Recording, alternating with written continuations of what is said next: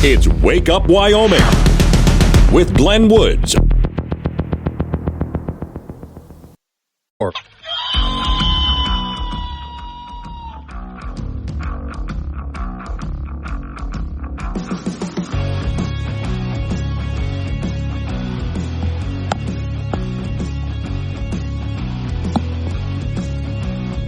.606 the time. It's Wake Up Wyoming. My name is Glenn Woods. Thanks for joining me. It is a Friday, and I'm not trying to freak you out here. A Friday the 13th, and there's a whole lot to cover today. If you're the superstitious type, I'm more of a Monday the 13th kind of guy.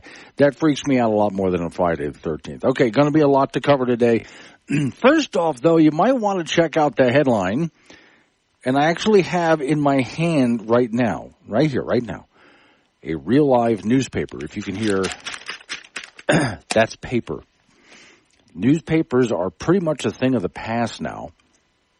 There's not many left around the country, especially daily newspapers. This is a weekly newspaper, the Platte County Record-Times. And they mainly cover, Platte County, Wheatland, Wyoming, places like that. It's a good newspaper. It's a weekly paper. They do a lot for their community. I usually follow all Wyoming former newspapers. Now they're just, publications, if you want to say that, because pretty much everybody's online right now. And that's how I follow them. So, all right. This one has a picture of me on the front page. So I went ahead and wrote the headline for this, which I think is accurate. I think it fits it. Wyoming radio talk show host found living in back of SUV. Yeah, that's what I put there as my headline. It's not what they put as a headline. It's what I put as a headline.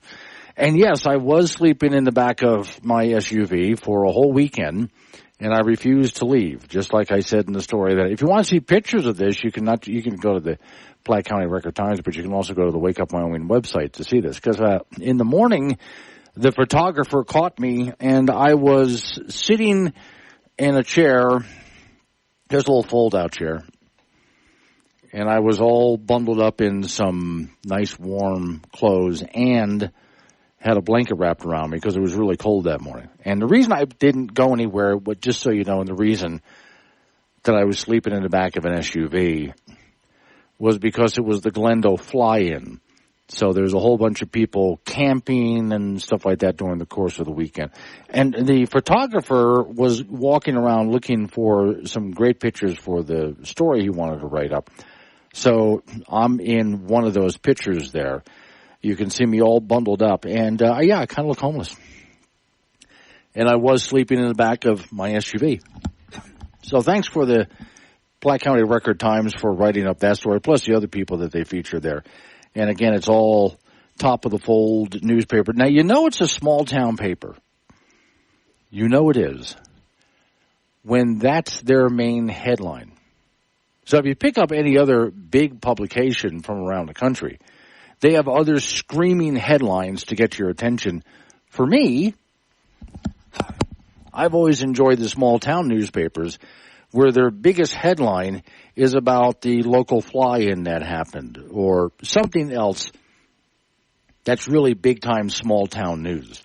The 5 students that graduated as seniors from their local high school or their football team winning the home game. That's usually what makes the headlines of a small-town newspaper, which I've always appreciated those. So, and I'm looking at this when I saw my picture in the front of it. I had gone to Chugwater yesterday, Chugwater, Wyoming, and I was at the Chugwater Mercantile. While I was talking to the lady who is running the store, who's a friend of mine, she says, hey, you made the newspaper. And I thought, oh, yeah. That photographer had stopped by when I was there at the fly-in. And then she held up the newspaper, which I immediately had to buy. And then I thought to myself, when's the last time I held a physical newspaper? It's been a while. And you've heard me talk on the air about how newspapers in their paper form are rapidly going away. They hardly exist anymore just because of changing technology. But here I am holding an actual newspaper. And there my picture is on the front of it, above the fold, too, by the way. And then my next reaction is, and I look like a homeless guy. So, okay, that was the headline of today's story. There's Chet and Yoder laughing his ass off about this. Jim wants to know, am I in Cheyenne? I will be I'm in Cheyenne right now, for those who don't know, broadcasting from the studio of KGAB, and I will be here tomorrow as well.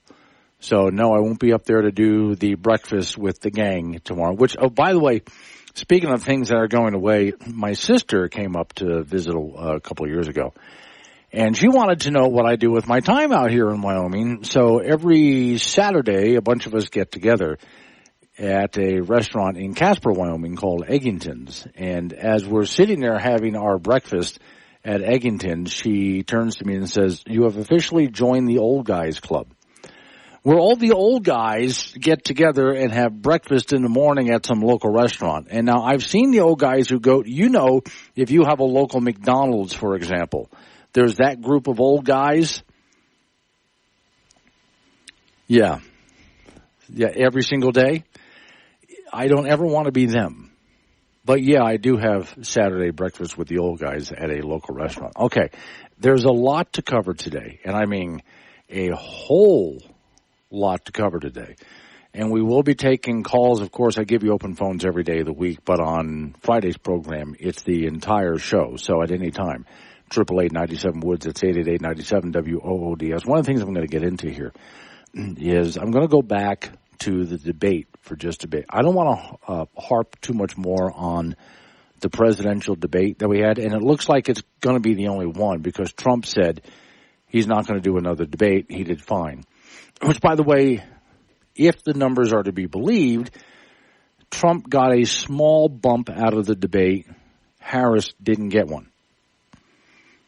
So, while both candidates always claim that they won the debate, especially among independent voters who don't pay attention until the last possible moment before an election, Trump got a small bump out of the debate.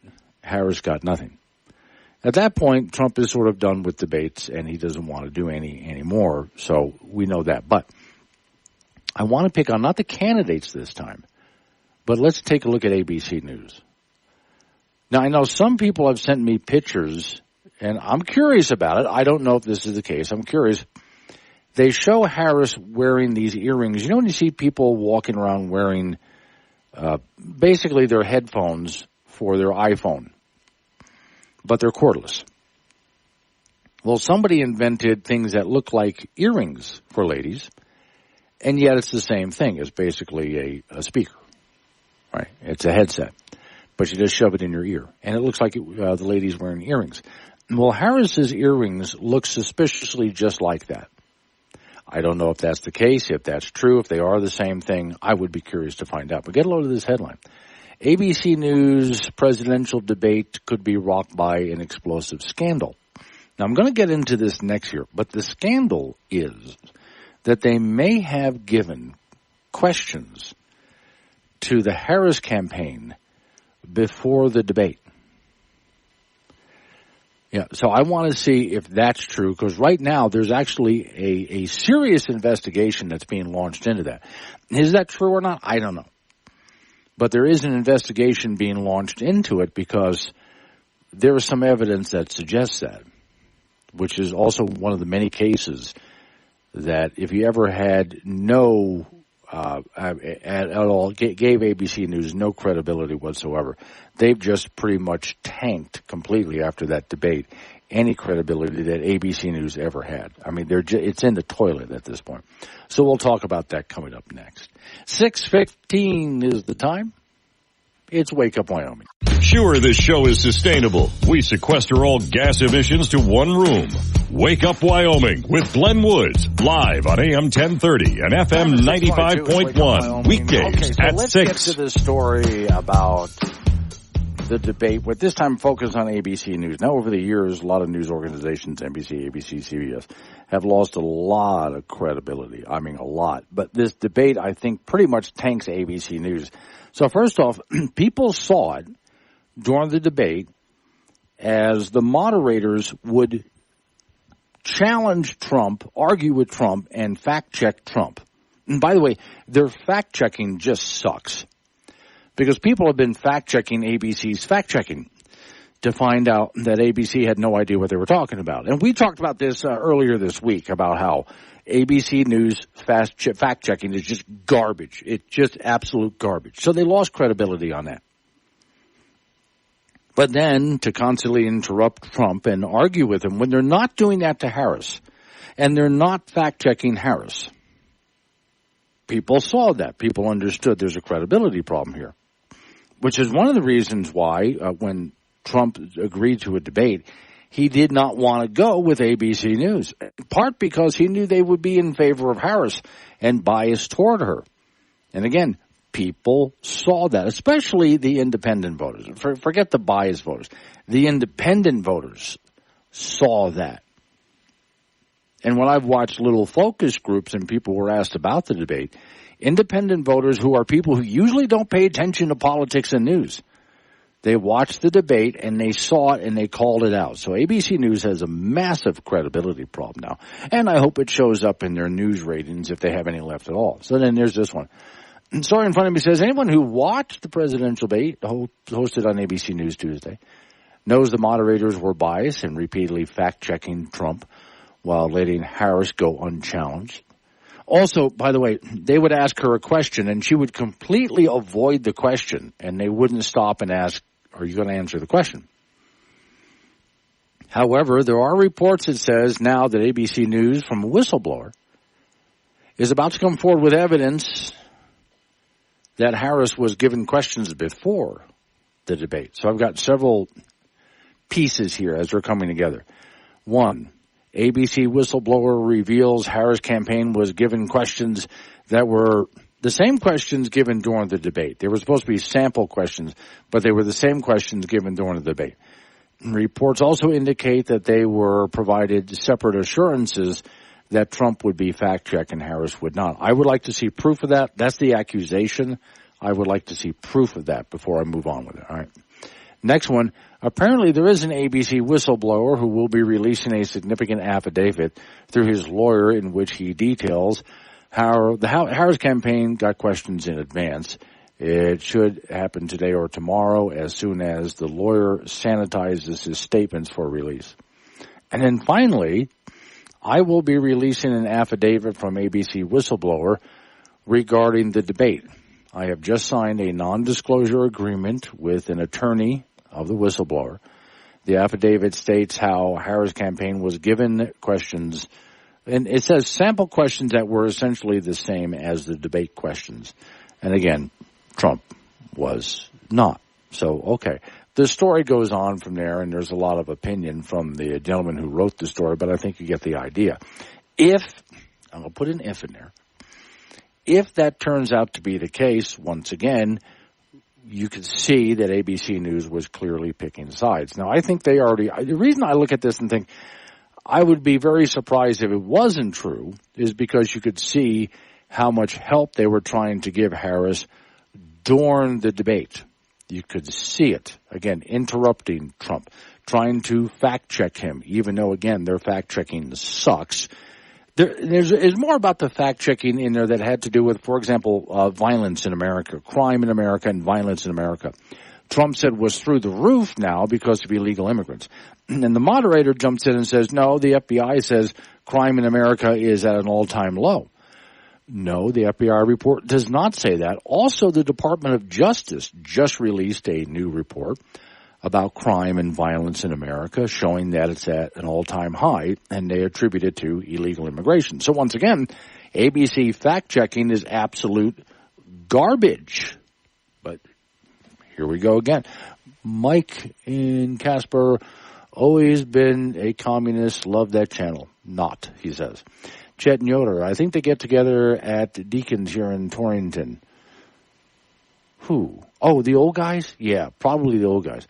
Chet's also saying Colorado is voting on a tax on guns and ammo for mental health funding. Might want to look into that story. Wrapping up the ABC thing, though. At this point, so far, what we have about them passing the questions in advance to the Harris campaign is, we'll see how much credibility the story has. I put it in the I wouldn't doubt it category. And it is being looked into, not just people throwing the story around, but there's even a congressional inquiry into it and to find out if this is true or not. Even if, let's say it turns out to not be true. All right. I still take a look at ABC News, which I haven't really looked at their news in a long time. Remember we used to sit down and watch the evening news? That was part of our ritual around dinner time. Not many people do that anymore. And even online ABC News, I quit referring to a long time ago because it was like watching NPR or MSNBC. It just became more and more garbage. And at this point, I think any credibility, especially after this debate, that ABC had is pretty much out the window now. There's not going to be a whole lot of people who think of them as credible in any way. They are, as far as I'm concerned, done as a news organization. But let's see what happens to them over the next few years, if anyone continues watching or even reading them online. Coming up on 6:30, local news coming your way. After local news update on your weather forecast, you and I get back into it. Oh, and then at 6:45, an extended forecast that even gets into your weekend, which you'll want to pay attention to. Some good rain did hit Togety Pass over the last 24 hours. That's good to hear. It's Wake Up Wyoming.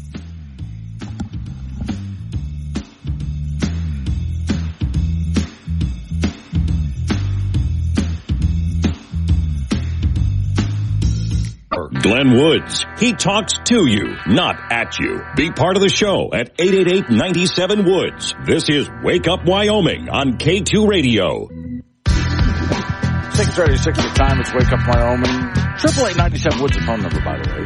888-97-WOOD. So Red in Casper sends me this note. I was talking about ABC News and how their credibility after this debate needs to be completely in the toilet. Then there is the possibility, is being looked into right now, that they even went so far as to hand the Harris campaign the questions that they were going to ask before the debate actually happened. And, of course, they fact-checked Trump, and I say fact-check with air quotes there, and argue with him during the debate. They didn't do that with Harris. So, Red and Casper says, would make a difference. Look at all the interviews with Biden where the reporters said it was all scripted. Yeah. That is true, and it's not just ABC News. Many other news organizations where pretty much it was a scripted interview. Now, I've had it happen, and I know Miss Mary and the lady Alex before, and other producers I've had in other places can all tell the same story. Some candidate wants to come on, whatever office they're running for, and they want to present the questions that I'm supposed to ask. And in every single case, I had a producer who went, yeah, we don't do that. Glenn doesn't operate that way. He's going to ask the questions that he's going to ask you. Now, if there's some topics, some hot points that you would like to talk about, that's fine. We would love to see what subject matter you would like to cover. But Glenn asks you what he's going to ask you, and that's what you have to respond to. So that's take it or leave it. But that's happened a lot. And I wouldn't doubt, that's why I wouldn't doubt at all that the Biden campaign, and even Harris campaign, I know the Obama presidency, and before that campaign did the same thing. They would show up with everything pre-scripted, and in some cases, news reporters would go right along with it. And I don't know why, because that's not what they're supposed to be doing if they're actually interested in news. All right, separate story for you. Let's go up to Campbell County, Wyoming. They have a fire that's gotten out of control up there. A story says firefighting crews, now this is both sides. This is both the Wyoming and Montana border. Firefighter crews are working to save homes in what's the short draw fire, according to Cowboy State Daily. Wednesday afternoon, that's north of Recluse in Campbell County. And you have some people, from what I understand, have been evacuated from the area. It's burned an estimated 30,500 acres so far. And it started fast. It started as a small fire and then quickly just erupted. So they're doing all they can in that area, working frantically. And these guys must be exhausted by now with the number of fires that have been up in that area. I mean, imagine, Campbell County has been pretty much surrounded, Gillette. But, yeah, with fires all the way up to the Montana border. They've had quite a few up there. So it's not just been the fire between Casey and Buffalo, but you get up into Gillette and Campbell County, they've had a lot going on. And every time they think they've got a handle on it, well, they don't.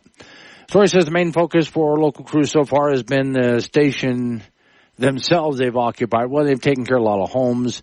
They're trying to build a path, as you would, of course, in a fire like that. Quote, we're expecting the winds to come out of the south and push it north into Montana. So it's actually been pushing more to the south, southwest instead. They said we have some structures in that area, so they're trying to protect homes as much as possible. Quote, I know there's been multiple outbuildings that have been damaged, but they're really working hard to make sure that they save people's homes in a case like this. So the story says for now, cause has not been determined.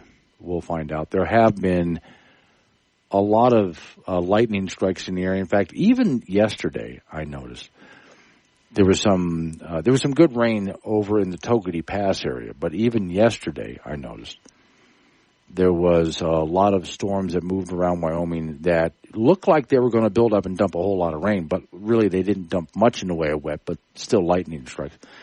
Morning, Paul. Fire Pit Paul. Cheyenne. Sent you a video link on Facebook Messenger. I'll go ahead and take a look at that. Thank you. These people, by the way, are sending me notes on the Wake Up Wyoming app, which you can do anytime you want. So what you do is you download the Wake Up Wyoming app, which is at your app store, at your pleasure. It's free. And while you're listening to the show, which you can also listen to off the app, while you're doing that, you can hit the chat option and send me text messages. So, and I answer back both on and off the air. So if you want to text the show rather than call the show, you can certainly just use the Wake Up Wyoming app to do that. Or if you want to call in, 888-97-WOODS is the phone number. That's 888-97-WOODS. Now, dealing with the fires and the weather, the forecast for the next few days is nice, although we could use a whole lot more wet. But when we get closer toward the end of this month, a lot of that's going to change as we get into more fall-like weather, and a lot of wet could actually help with fires, not just here in Idaho. And that forecast is coming up right now, your extended forecast with day weather. It's Wake Up Wyoming. Covering world-ending catastrophes for years to come. It's Wake Up Wyoming with Glenn Woods. Find content, chat live, and listen on demand on the Wake Up Wyoming mobile app. You know about sports. Frank, I'm seeing more and more headlines about what you've already talked about. This is an actual sports question, so just pretend I know what I'm talking about. Okay? I'll pretend, okay. University of Wyoming not among the 4 Mountain West schools joining Pac-12. Right. So I think the big issue now is that they've been left behind for now. I mean, and Colorado State is leaving. A lot of fans want to know will Wyoming and Colorado State still play football, because this border war thing is the longest rivalry west of the Mississippi River. It's been going on forever and ever and ever, and it's a big game for both teams. And when one team moves to another league, their schedules are going to change. But it would appear to me from what I have read that at least on the CSU end, that they want to continue the border war, and play Wyoming hopefully every year back and forth like they always have. Now on the Wyoming end, what kind of league are they going to be in when you got to find 4 new schools? Where do you get them? I mean, where? I mentioned yesterday maybe North Dakota State would be a good idea. Maybe Montana or Montana State. Maybe UTEP. Maybe South Dakota State. I mean, the world changes so much in college athletics, and it's run by money. Right. Run by TV money. Yeah. Now, you also, my understanding here, help me out, don't want to wind up in a league that's considered kind of a lame league. You want good teams. Right. But part of this is that Wyoming really has no say in the matter. I mean, they exist, and teams are moving around, and all of a sudden, okay, here we are. What do we do next? these other 4 teams are leaving. They think that they're going to get a better TV deal, which they probably will, than the Mountain West, and make more money down the road. Wyoming's going to be in the situation where, you know what, they're going to have to, the Mountain West is going to have to be creative. Their TV deal is coming up for, their next one. They got to negotiate as much money as they possibly can, because college football pays the bills for athletics in college. Oh yeah. For all the sports, because of television money. And and I mean, you have teams playing in conferences that are like Cal and Stanford, or these schools that played in California. Now they're playing in leagues based in the Midwest and the East Coast for money. Yeah. Okay. Well, and it makes the college in general a lot of money too if you get good games and a good team going on. So, all right. Do we lose you there, or we're here? Okay. High school football tonight. I'm right here. Okay. Got me. Okay. All right, high school football tonight. The big game in 4A will have defending champion Sheridan and Casper to meet Natrona. Sheridan is 2-0, and they're 2 wins away from setting the state record for consecutive victories. Natrona is 2-0, and their defense really has been sharp so far, so they'll need to be sharp again tonight as Sheridan just plays. They figure out ways to move the ball. That's a 7 p.m. start from NC. Also in 4A, Kelly Walsh will host Cheyenne South, a win for KW, and they're a young team, would pretty much secure them a playoff spot. Cheyenne Central is 0-2, and they'll host Thunder Basin, also 0-2. Cheyenne East at 2-0. They'll be at 0-2 Laramie, and 1-1 Rock Springs will be at 2-0 Campbell County. In 2A, Burns will be at Tongue River this afternoon. Glen Rock will be at Moorcroft. In 9-man football, Pine Bluffs will travel to Guernsey Sunrise, and in 1A 6-man, KC will be at Burlington this afternoon. Midwest will host 10 Sleep tomorrow. Keep track of all the high school scores on WyoPreps.com. College football, the Wyoming Cowboys will be at home to meet longtime rival BYU tomorrow night in Laramie. The last time the Cougars were in Laramie was 2009, and the folks obviously need to show some drastic improvement, especially on offense. Maybe it's to the point that quarterback Evan Swoboda has a short leash tomorrow night. If he comes out cold, maybe it's time for the next guy to get a chance, and there are some other players who may see the bench if they don't play sharp tomorrow. BYU is 2-0, and they're a Power 4 team, so there's no shortage of motivation for UW. Cowboys are 10-point underdogs, and that's a 7 p.m. start tomorrow. Have that for you on K2 Radio in Casper and KOWB in Laramie. In the NFL, the Denver Broncos hosting the Pittsburgh Steelers on Sunday afternoon. The Broncos lost their season opener to Seattle last week. Rookie quarterback Bo Nix was less than stellar for Denver. The Steelers have former Bronco quarterback Russell Wilson. Remember him? But Pittsburgh will start former Chicago quarterback Justin Fields in the game. 2:25 kickoff from Denver on Sunday afternoon. That's it in sports. No matter what they do, even I know this, they can't give up the border wars. They got to figure that one out. Yeah, they got to figure it out. And it's important for both schools. Schedules are made up years in advance, and they have got to be able to squeeze that in. On CSU's end, with their non-conference thing, like they also have a rivalry game with Colorado, which is tomorrow for them. So they're in a when you move around like that, you have to adjust schedules, you have to cancel games, you have to buy out of games, but they've got to, the emphasis is on Colorado State. They have got to make that border war work. They have to. And who cares what the fans think, right? It's about the TV money. So. Well, the fans are part of the TV money too, yeah. Yeah. All right. Coming up on some local business we have to take care of in news time. You and I get back into it again. 6:54. Wake Up Wyoming.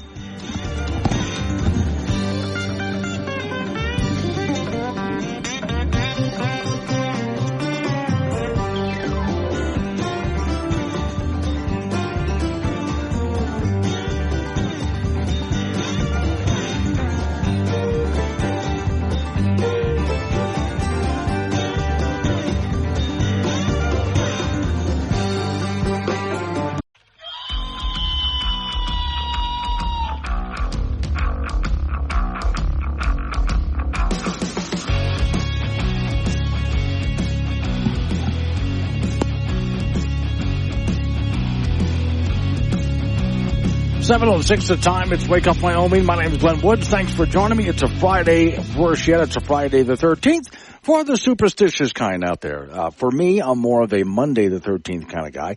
That's the one that freaks me out. Friday the 13th, I'll just kind of skate through that. All right. 888-97 Woods the phone number. That's 888-97-WOODS, or do what a lot of people do. Text me on the Wake Up Wyoming app. Just hit the chat option. Headline, U.S. exports help fuel Asian hunger for coal. But green opposition Well, they want to limit even more of what's going overseas. Now, that affects a lot of us here in states like Wyoming, where here we have a coal industry, not just because of what's happening in the United States, Obama administration, Biden administration, but because of what's happening with being able to get our coal overseas. Kind of like when Biden tried to shut down the shipment of liquefied natural gas to countries that wanted to buy it from us. Why? Well, of course, their answer is, well, climate change. But those countries need that liquefied natural gas, and we have it to sell them. Same thing with coal. There's countries out there that are burning more coal than ever before, which is what the Biden and even Harris are afraid of. Why? Climate change. You can't. And so we have it to sell. And especially in places like Wyoming, we have some of the best coal on the planet. What's called the cleanest coal on the planet because of its makeup. It doesn't burn as much sulfur, things like that. But okay, here's the story. It says, shattering the narrative of coal's demise, the world is using more coal than ever before, which is something that I've talked about many times. Coal is not dying or dead, even though Wyoming coal mines are going through a hard time right now. It must drive them absolutely nuts. Can you imagine being the manager or owner or whatever the case, shareholder even in a coal mine, even an employee, for that matter, of a coal mine, when you see worldwide more coal being used than ever, and yet you're living in a country that's putting the squeeze on coal, and the industry is suffering, at a time when the world is using more than ever. Story says, and America is helpful to fill some of that demand. U.S. would be happy to supply more of it. But export terminals capacity is limited due to opposition from, I like to say, pseudo-environmentalists, because they're really not environmentalists when you get right down to it. But okay, according to the U.S. Energy Information Administration, coal exports to Asia and Africa surged for the first time in 2024. Over the same period in 2023. Driven by deliveries to energy-hungry China and India, exports of thermal coal to Asia increased 19%, or 2.3 million tons in the same time period. Wouldn't you love it if we were using more of this here at home as well? All right. Thermal coal, sometimes referred to as steam coal, is used to generate electricity and to heat spaces. This is different from metallurgical coal, tough to say that word, also called cooking coal, which is used in a variety of industrial applications, including steel production and brick manufacturing. It's also used to make solar panels. It's also used to make solar panels. I've said that a lot on the air. I like to drive that home. For those people who are all about keeping oil and coal and natural gas in the ground. And there's even a group out there, Just Stop Oil. They just want no oil, keep it all in the ground. They want the same for coal, by the way. Got news for you guys. If you want your solar panels, you're not building them without petroleum products and coal. Coal is a major ingredient in the panel itself. Without it, you don't have solar panels. So it's also used to make solar panels, says the story. And there's a link that talks about where that goes and how that works. India accounted for 57% of U.S. coal exports to Asia in 2023. Chinese electricity plants accounted for the rest of the increase in exports. Exports of thermal coal to Africa increased 3.3 million tons in the first 6 months of 2023 to 5.3 million tons. In the same period of that year, according to U.S. exports to Europe in the period, that fell 63%, primarily due to a mild winter and an increase in natural gas. Not so much renewables, but an increase in natural gas is what they're using more than that than ever before. So, let's see, here we go. Okay, I just got an ad from Spectrum while I'm trying to read this. I don't know. Congratulations. Oh, geez. You ever find yourself reading something and all of a sudden an ad pops up right in the middle of what you're reading. I don't care about that. I'm trying to read a story here. Hang on, folks, while I get back to where I was before, because a pop-up ad was right in the middle of my article. And it's one of those annoying pop-up ads that starts with, hey, congratulations, you just won. I don't care. The moment that they put something like that up there, I immediately just go delete, block. That's what I'm doing right now. Let's see. Okay, so as I read this story to you, and here it is, there we go, glenwoods.us. Reminded of all the Biden administration has done over the past few years to put a stranglehold on coal, and it has been working for the large part. But even when we get to Washington State and Oregon trying to strangle exports of coal, and yet it actually is continuing to increase. So, exports, Africa, 3.3 million tons. Let me see. CEO of American Coal Council said that there's remarkable growing exports to Asia and countries at coal markets around the world. And he's very happy to see that. They've even brought what they call cleaner coal, and that has a lot to do with sulfur content, things like that. In an editorial in Real Clear Energy, he disputed claims by anti-organic fuel advocates that coal is overwhelmingly harmful to human health since the Industrial Revolution. In fact, I can back him up on that. If you take a look at the way China has been burning coal, they just pretty much just take it and just throw it right into the furnace, which is why they have those yellow and orange skies. For the longest time in England and here in the United States, we burn coal the same way. Just shovel it right into the furnace. But then we got wise to that. Sorry about that, James. I was wanting to go on and ramble about this. Is James still there? Are you still there, James? Yes, I am. I'm glad you hung on when I went through all of that. James and Casper, we want to talk about ABC, right? Correct. So what you got for me? Well, if ABC is in the toilet, when is someone going to flush it? Yeah. And you're mainly talking ABC News, right? I mean, I don't know about the rest of the network itself, but ABC News, that's just going to come down to advertising finally just coming to a dead standstill, and they can't afford to keep ABC News on the air anymore. Well, so far their other shows aren't doing that well either. Right.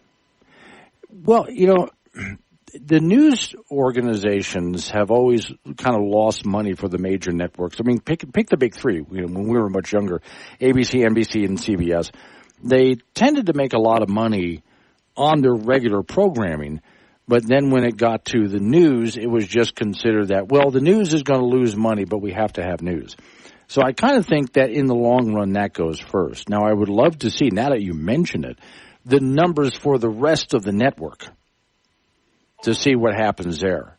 Because if you're right that they're just having trouble programming-wise, at some point we may see an end to one of the legacy networks out there. I mean, I know they're not doing that well, but how bad is it? Well, because of the programming, their sitcoms and other shows were so bad, I just turned off the TV. I haven't watched TV in 20 years. Wow. Okay. Most TV today has gone over to the either cable or satellite, and it's run in a completely different way. There are some good shows out there, but you're talking Netflix and, you know, like that. The three major networks, I think they've been struggling for quite a while to find their footing in all of this. Well, I used to do Netflix when they had the CDs. Yeah. Or DVDs. But when they got rid of that, I got rid of Netflix. Okay. So, do you watch anything at all? I mean, do you even get on YouTube or use the Internet? If something pops up within my mailbox, I may take a look at it. But for the most part, I listen to the radio. There's more truth in it. All right. Yeah. I think it's like even back when we were much younger and there were just the three major networks, there's a lot of garbage out there, and you have to sort through the garbage to get to the few good programs. Most of what I find today on television is just not even worth looking at. If I watch anything, I have to do a lot of surfing to find a few good shows. There are some extraordinarily good shows out there if you're willing to spend some time surfing through it. Other than that, read a book. All right. Well, you have a good day. All right. Thanks for hanging on while I was rambling there, James. I appreciate it. 7:17 is the time. Let's Wake Up Wyoming. Got something to say to Glenn? Use the chat on the Wake Up Wyoming mobile app and get your opinions straight to the studio with K2 Radio. 7:20 is the time. It's Wake Up Wyoming. I want to play off a little bit of what James was just talking about. By the way, you can do what he did. He hung in there for a little bit while I finished rambling, and then talked to me about television, because I had started the morning talking about ABC News and how they absolutely blew it during the debate and are having more problems now as well. They might have, it's being looked into, might have even provided questions to the Harris campaign before the debate, and besides going after Trump but giving her an easy time and letting her not answer questions and so on. So ABC News is really in the tank as far as credibility is concerned. But James was talking more about just in general networks. Let's take a look at something here that I just looked up because I was curious about this. A story in front of me says, recently multiple owners of local TV stations, including ABC, CBS, Fox, and NBC, reported strong drops in revenue. Now, we got to go back for this. Remember, for those old enough to remember, the time when what cable TV, what satellite TV? What you had were three major networks, and then there's PBS. That was it. And so it took local affiliate stations. See, Mandy May and Casper, we watch Adam 12 and Emergency. Yeah, reruns for good old TV. Which you can still find all those old shows, but that was it. That's all we had back then. Then satellite came along. Then cable came along. Then came the internet, and while watching that, I started thinking even way back then, this is really going to change for your local television stations. It's really going to hurt them a lot. Remember a time when you would drive through a neighborhood and there were television antennas above everybody's house? How many antennas do you see up anymore? Yeah, not as many, right? Do you see a lot of those little satellite dishes, though? So those networks had to make sure that they got up on satellite and cable. So they're struggling now. And there's been a big drop in revenue with local affiliate stations. And a lot of the networks that you've been listening to or trying to watch over the years, those networks are now working with other cable affiliate channels and so on to try to make a living on satellite and cable television and survive that way, not the traditional networks that you're used to. Fred in Colorado. Morning, Fred. Today. Good. What you got? Glenn, I'd like to go back to your topic about coal and oil. And I want to give a different perspective that doesn't get brought up. I watch a program called Energy Switch.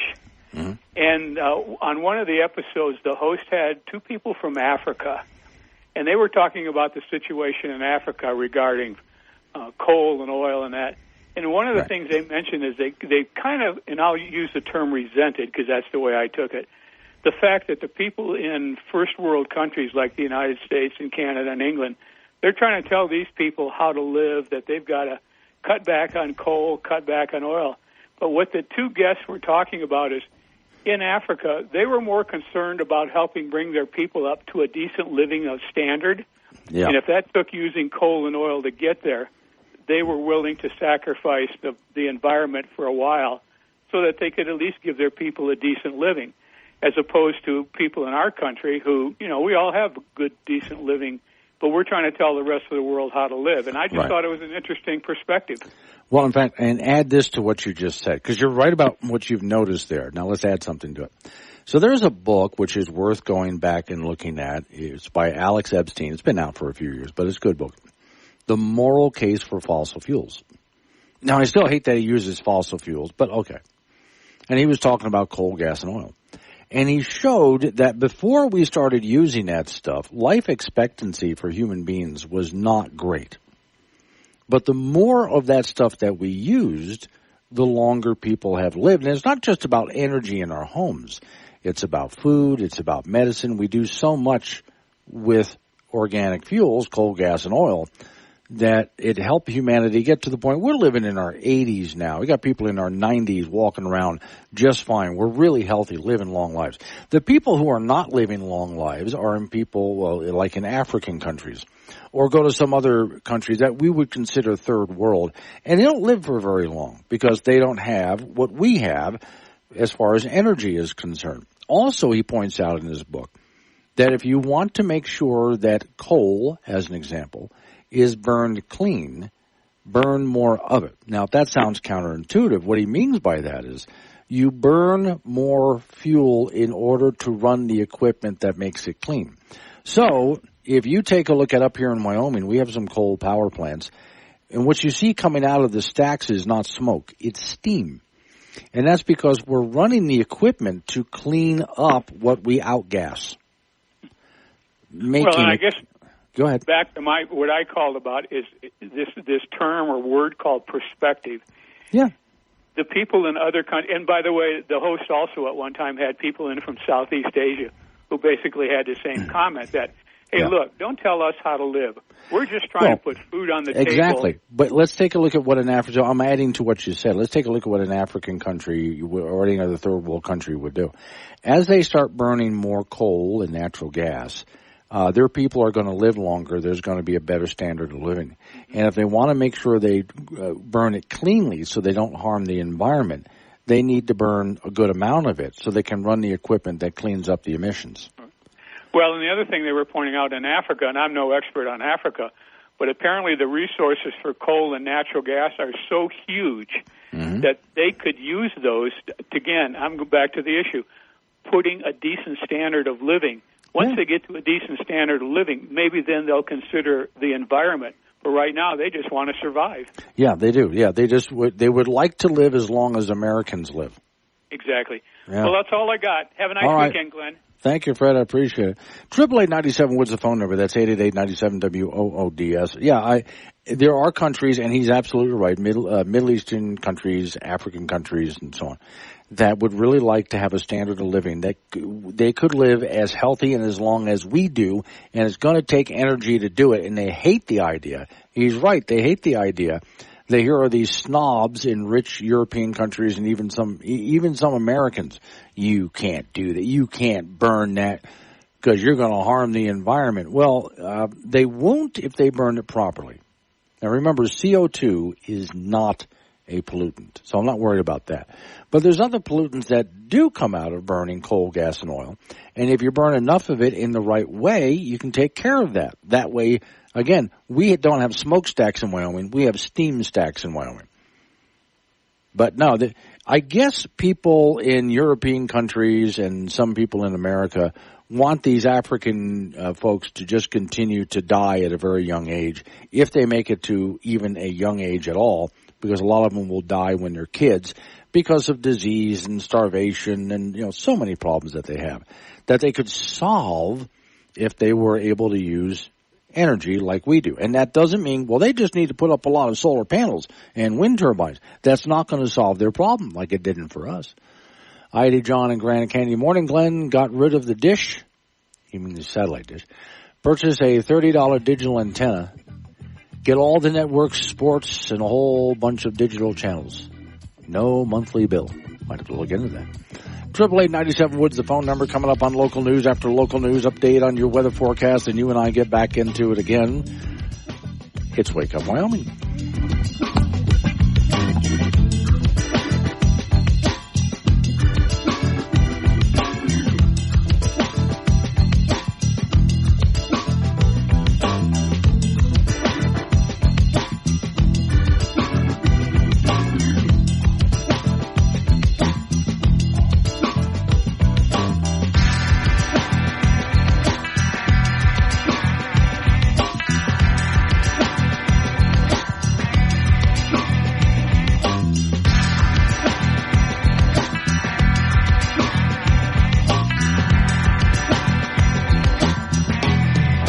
Wake Up Wyoming with Glenn Woods. On air, online, and on the Wake Up Wyoming mobile app. Be part of the show at 888-97-WOODS. This is K2 Radio. 7:36 the time. It's Wake Up Wyoming. So since we were talking about energy, if you just joined me, it was a story that I came across about how we're actually burning more coal than ever before worldwide. And while the American coal companies have been able to sell some energy around the world, Africa, Asia, and so on, but not as much as they really could if in so-called environmentalists, and again, they're not really environmentalists, but the pseudo-environmentalists would just get out of the way and let them do so. Now, here's part of the perception from some people that call themselves environmentalists. A few years back, up in Gillette, Wyoming, there were some protesters that were going to show up.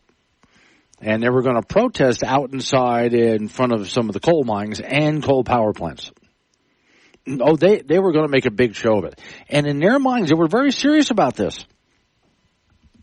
They thought that the coal mines were oppressing the people of Campbell County.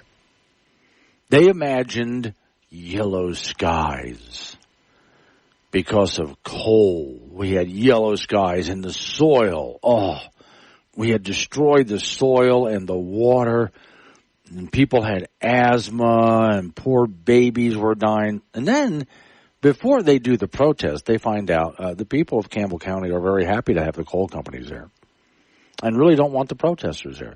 There was no rescue mission to be had like the protesters thought it was going to be.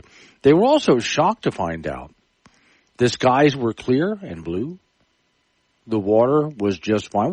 Campbell County has some hard water, but it was still good water. The soil was just fine. Coal companies weren't destroying anything.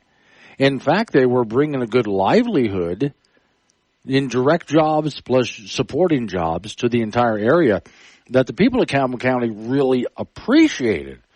What they didn't appreciate is a bunch of snot-nosed protesters showing up and trying to shut down their livelihood. This was a big shock to the protesters who ended up just not doing the protest. And they made excuses for it as they left the area, but they ended up just not doing the protest at all. I remember that because I was on the air at the time having fun going after the protesters who really thought, oh, what you're doing to the people, they're oppressing the people of Gillette and Campbell County. There was even a commercial that was running on the air. And I want to say it was an EPA commercial. I'm not sure. Somebody was running a commercial. And they would show a coal power plant in the background. In the foreground, out there in the grass, was a baby's crib. And from the baby's crib, you would hear coughing from a baby. The power plant in the background was spewing black smoke and the sky was yellow. And I looked at this and thought, whoever's running this ad, could somebody from the coal industry or the power plant industry please sue these people in a very public way? Because if you live anywhere near, and some of you in Wyoming do live by some of these plants, you know what it's like. And you don't have yellow skies. And that's primarily steam coming out of those stacks. They don't have little babies hacking up their lungs. It's not happening that way. And yet that's what's sold to American people, especially politicians and the news media love to hype on this, harp on it. So this is why we have such a problem with the reputation of coal, gas, and oil, which those people who are in those industries are not really good at fighting back. They don't understand the propaganda war and how to fight back against this. In fact, they buy into the idea, or they do anyway, with their whatever. If you read a brochure, if you watch a commercial, whatever it might be, as they talk about their industry, they try to appease why we have a low carbon footprint and why we're sustainable. Anything they can to try to appease, to let people continue to let them do business, or so people would let them continue to do business. And the answer really is they shouldn't have done that. I've been saying all along what they should do is tell the truth and fight. I mean, honestly, tell the truth and fight.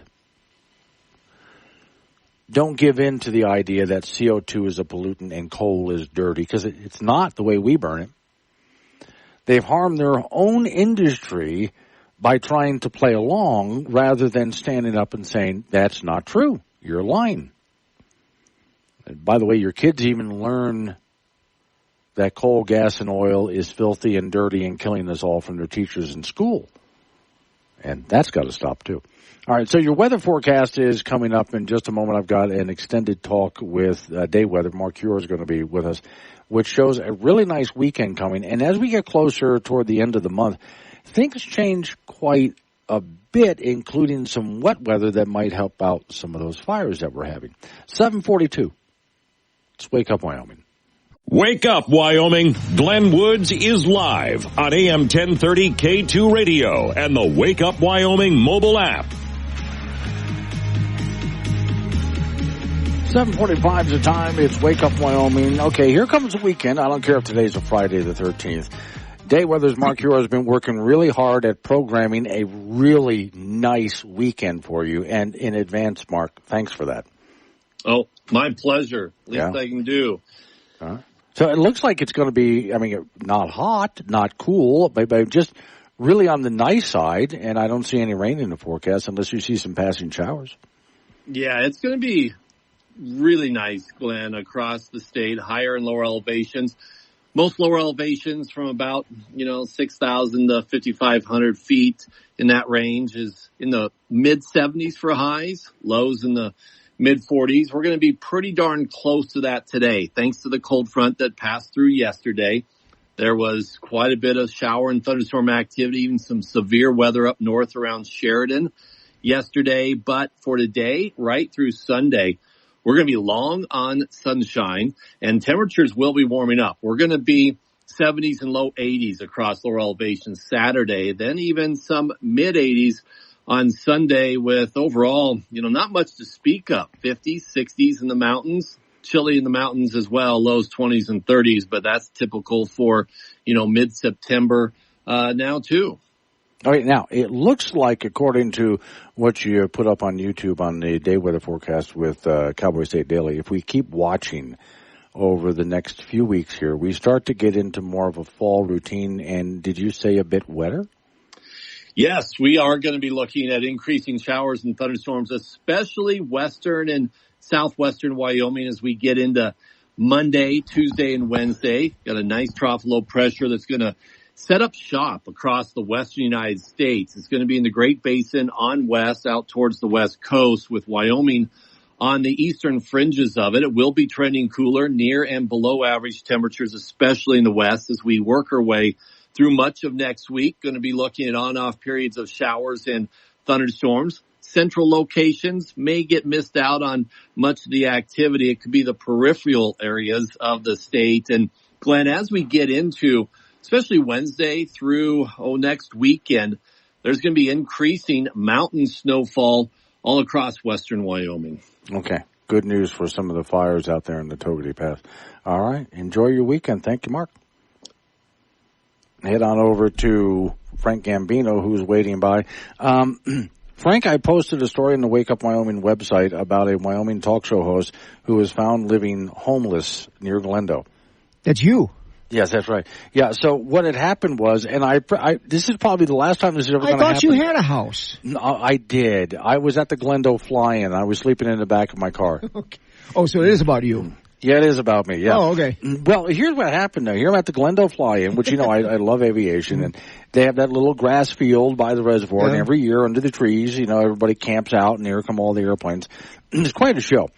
The Platte County Record-Times had a photographer there. Mm-hmm. And he saw me sitting there. It was a cold morning, all bundled up in my chair, sipping a cup of coffee, also wrapped in a blanket. And he thought it would make a funny photograph, so I let him take a picture of me. Okay. I look homeless. Oh. Yes, and I was also sleeping in the back of my SUV. Although, they put the picture on the front page above the fold. I thought it was just great, though, because when's the last time, Frank, you had your picture in an actual newspaper? It's been a long time. But you were acting like you were unhoused. Yes, I was. That's why I wrote an article on the Wake Up Wyoming site. Wyoming talk show host found living homeless and refuses to leave. But still, though, I really have to give them credit because they wrote a really nice story about the Glendale fly-in. I'm just saying that I look homeless as I sit there. But I'm just sitting there in a chair, wrapped in a blanket, smiling for the camera. But it still gets me, though, that here is an actual newspaper. There's not many left anymore. Mm-hmm. This is a weekly paper. Now, of course, the Platte Record Times is online, right, like so many other papers out there. But if you want to pick one up, I was at the Mercantile in Chugwater. And as I walked through the door, the friend of mine who's running the place says, "Did you know you made the newspaper?" And she picked it up and handed it to me. And as I'm looking at the front page, I'm thinking, no, honestly, there was a time, Frank, when my picture would be in the paper from time to time. But that's back when we all got a paper on our front porch every single morning. Well, as long as your picture in the paper was there for the right reasons. Yes. You know, we don't want you like on the back of a milk carton either. No. Can't help the fact that I look homeless either. That's just the impression I got when I looked at it. And then it doesn't sound good when I say, and I was sleeping in the back of my SUV. You know, I mean, that just absolutely sounds horrible. But okay. Coming up on 7:51, go with sports. All right, high school football tonight, the big game in 4A. Tonight will be defending champions Sheridan and Casper to meet in the Natrona. Sheridan is 2-0, and they're 2 wins away from setting the state record for consecutive victories. Natrona is 2-0, and their defense has been sharp so far, and they'll need to be sharp again tonight. Sheridan just figures out ways to move the ball. It'll be a challenge for both teams, really. That is a 7 p.m. start from NC. Also in 4A, Kelly Walsh will host Cheyenne South. A win for KW, and they're a young team, would pretty much assure them a playoff spot in 4A. Cheyenne Central at 0-2 will host Thunder Basin, also at 0-2. Cheyenne East at 2-0 will be at 0-2 Laramie, and 101 Rock Springs will be at 2-0 Campbell County. In Class 2A, Burns will be at Tongue River this afternoon up in Ranchester. Glen Rock will be at Moorcroft, and 1A 9-man football. Pine Bluffs will travel to Guernsey Sunrise, and in 1A 6-man, KC will be at Burlington this afternoon. Midwest will host 10 Sleep tomorrow. Keep track of all those high school scores on WyoPreps.com. College football, the Wyoming Cowboys will be at home to meet longtime rival BYU tomorrow night at War Memorial Stadium. It's the first time the Cougars have been to Laramie since 2009, and the Pokes obviously need to show drastic improvement, especially on offense. And maybe it's to the point where if quarterback Evan Swoboda has a short leash tomorrow night, if he's cold and he's not performing very well in the beginning of the game, or at least in the first quarter, maybe it's time for the next guy to get a chance. And there's also other players who may see the bench if they don't play sharp tomorrow. BYU is 2-0. They're a Power 4 team, so there's no shortage of motivation at all for UW. Cowboys are 10-point underdogs. That's a 7 p.m. start tomorrow night from Laramie. We'll have that for you on K2 Radio in Casper and KOWB in Laramie. The NFL, the Denver Broncos will host the Pittsburgh Steelers on Sunday afternoon. The Broncos did lose their season opener at Seattle, and rookie quarterback Bo Nix was less than stellar in that game. The Steelers have former Bronco quarterback Russell Wilson. Remember that dude? But they are going to start former Chicago quarterback Justin Fields, and he's pretty mobile. The Bronco defense is going to have to get a handle on him. 2:25 kickoff from Denver on Sunday. And that's it in sports. Okay, Bert in Cheyenne wants me to ask you about the minor league catcher who was tipping pitches? Yes. In Florida, a guy in the Twins organization, the Minnesota Twins organization who plays them, they play in Fort Myers, were playing like another minor league team, and he was actually telling the batters what pitch was coming from the pitcher. Wow. That is so wrong in about 1,000 million levels, and the Twins just said, you know what, you're out of here. Was he getting paid for this? Well, yeah, he's a minor league baseball player. Okay, give me a couple of bucks, and I'll tell you what pitch is coming. Oh, pay for that? I don't know what his deal was. Okay. Maybe he had some serious issue with the Twins organization or something, but you can't do that. No, you can't. And is that Fort Myers team? When I was there, it was the Fort Myers Royals. Yeah, now in Fort Myers, the Twins use it as their spring training, and so do the Boston Red Sox. Okay. But you can't have the catcher telling the bat, okay, here comes a curveball. You just sit on that thing and whack the hell out of it. Okay. You can't do that. Well, I guess maybe his baseball career is over. And there are nobody going to take him ever again. Not even touch him. All right. Well, hey, welcome to Walmart. Here's your shopping cart. Yes, that's about how it is. Yes. All right. Thank you, Frank. Coming up on some local business we got to take care of. National news, local news update on weather forecast, and you and I get back into it. And it is open phones, by the way. 888-97 Woods, the phone number. That's 888-97 WOODS. It's Wake Up Wyoming.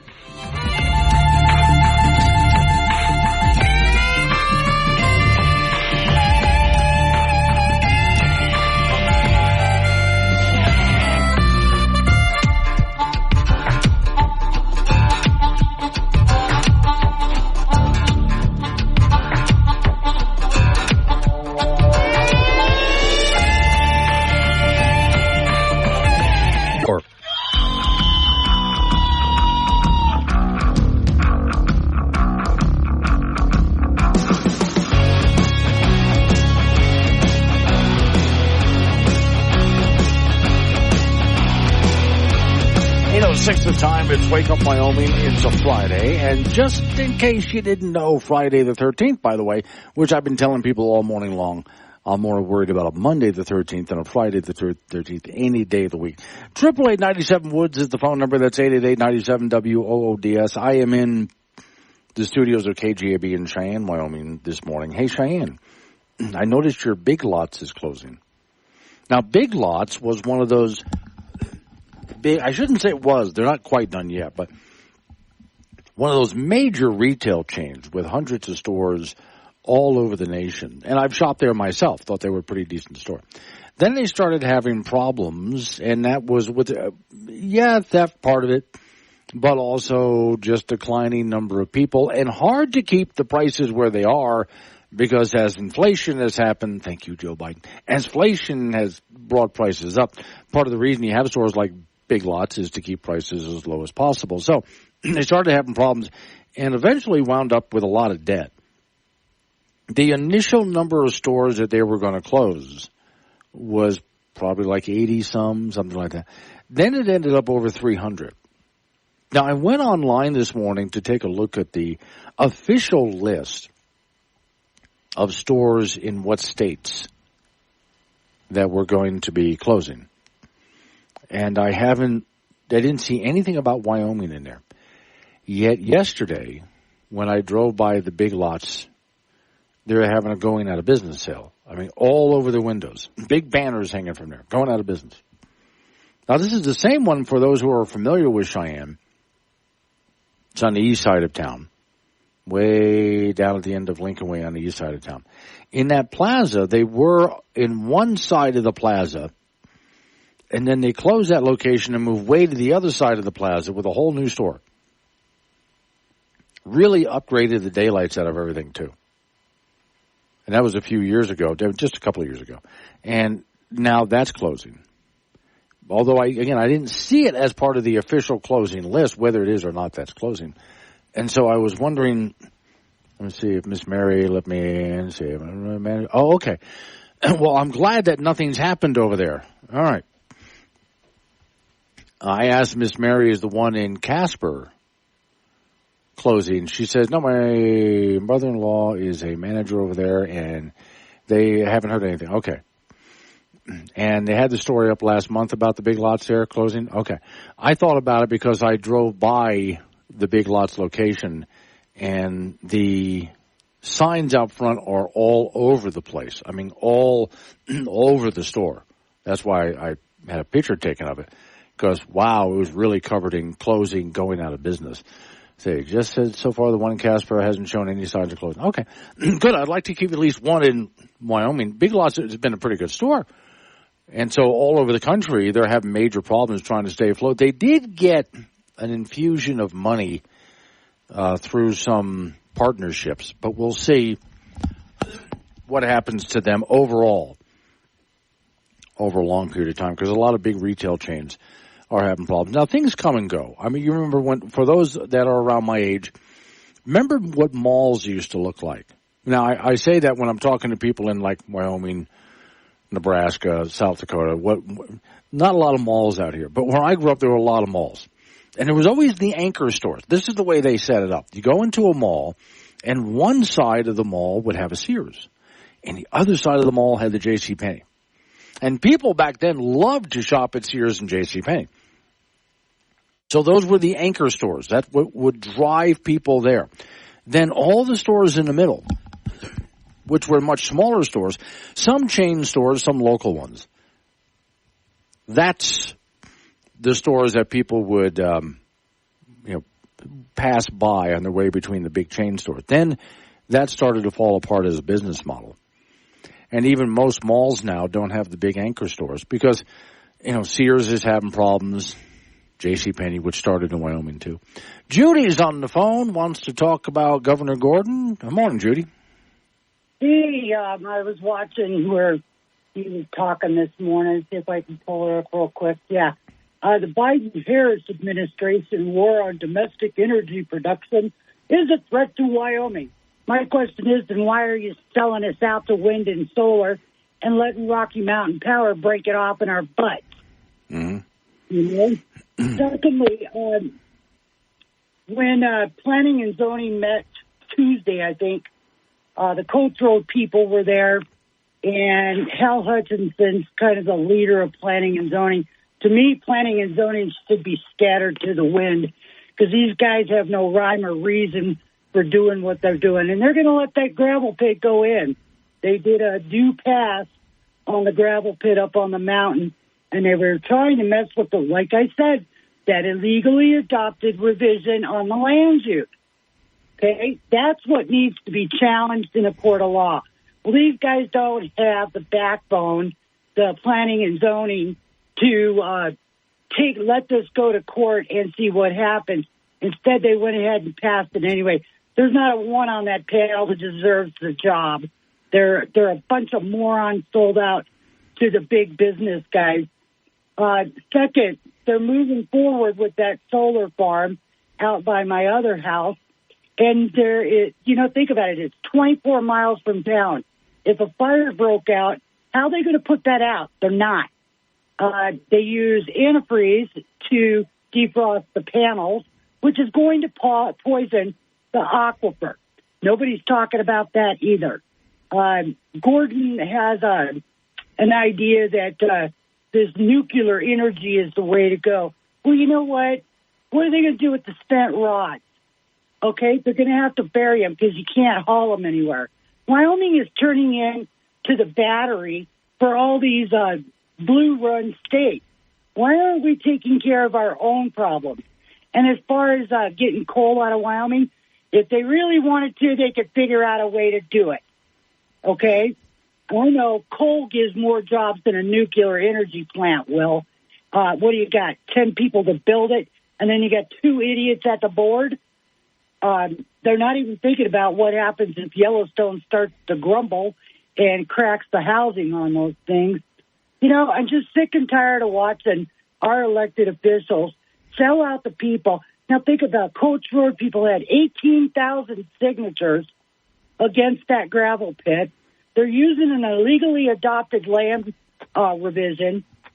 And the only way to take care of this is to take their butts to court. Well, who's got $250,000? Because that's what it cost me. You know, they count on that. And they run by a book by the American Association of Planners, and the Board of County Commissioners are owned by their board, Board of County Commissioners Association. Well, those guys, I'm telling you, they're a part of Agenda 21. I've said this for years. Anybody who wants to understand it, all they have to do is go to Chapter 7 of United Nations, Agenda 21, and then read your local planning and zoning book and your Board of County Commissioners. It is almost verbatim. Judy has now vented. And since Judy has vented, it's now safe to go outside for everybody.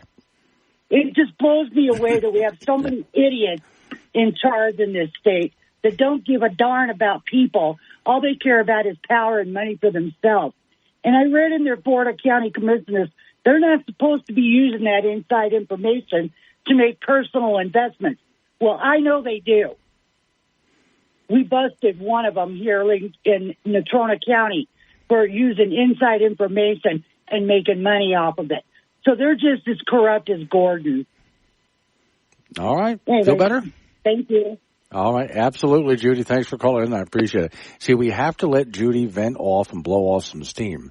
That makes it safe for the rest of us to go outside during the course of the weekend. She feels better now. This show, ladies and gentlemen, is therapy, and you can participate. 888-97 Woods, the phone number. That's 888-97-WOODS. 8:15 is the time. It's Wake Up Wyoming. Wake Up Wyoming with Glenn Woods on K2 Radio. Got something to say? Chat him on the Wake Up Wyoming mobile app or call 888-97-WOODS. 8:20 is the time. It's Wake Up Wyoming. Now, you can do what Judy did. She just vented. And several people sent me text over the Wake Up Wyoming app. Wow, Judy's really on fire today. Yes, and she had to get it off her chest. I'm glad she had a place to go ahead and do that where everybody could listen. So 888-97 Woods, the phone number. That's 888-97-WOODS. Now, one thing, Judy, you and I will disagree on something that you said. But I'm going to tie this into energy in general. because a lot has changed over the years. Earlier this morning, I was telling you that there was a time that coal was filthy to burn. We used to take coal and just throw it into the furnace and burn it. And that's how we kept warm. We would fire up a boiler, and that would send water, hot water, throughout the house, through pipes, and that would keep the house warm. Then we started making electricity out of it, and we did the same thing. We just went ahead and just burned coal. And so that's why people ended up with, well, remember there was a time when the fashion, especially over in, let's say, London, even some cities here in America, the fashion was to wear black clothing. Everybody was wearing black. The reason for that was because there was so much soot in the air. If you were to walk around wearing a white shirt, it wouldn't be white by the end of the day. That's how bad we were. And we were just burning coal straight. Eventually, we started to figure out how to clean that up. In major cities all over, from London to even cities here like Philadelphia, they started to clean the buildings and find, oh, wow, there's actually red brick under there. Cleaning windows and letting the light through. We figured out how to burn coal clean. To the point that today it's really extraordinarily clean. That's why I say those are not smokestacks. They used to be smokestacks. Now they're steam stacks. It's different in China because China just pretty much burns it straight. China could do what we're doing.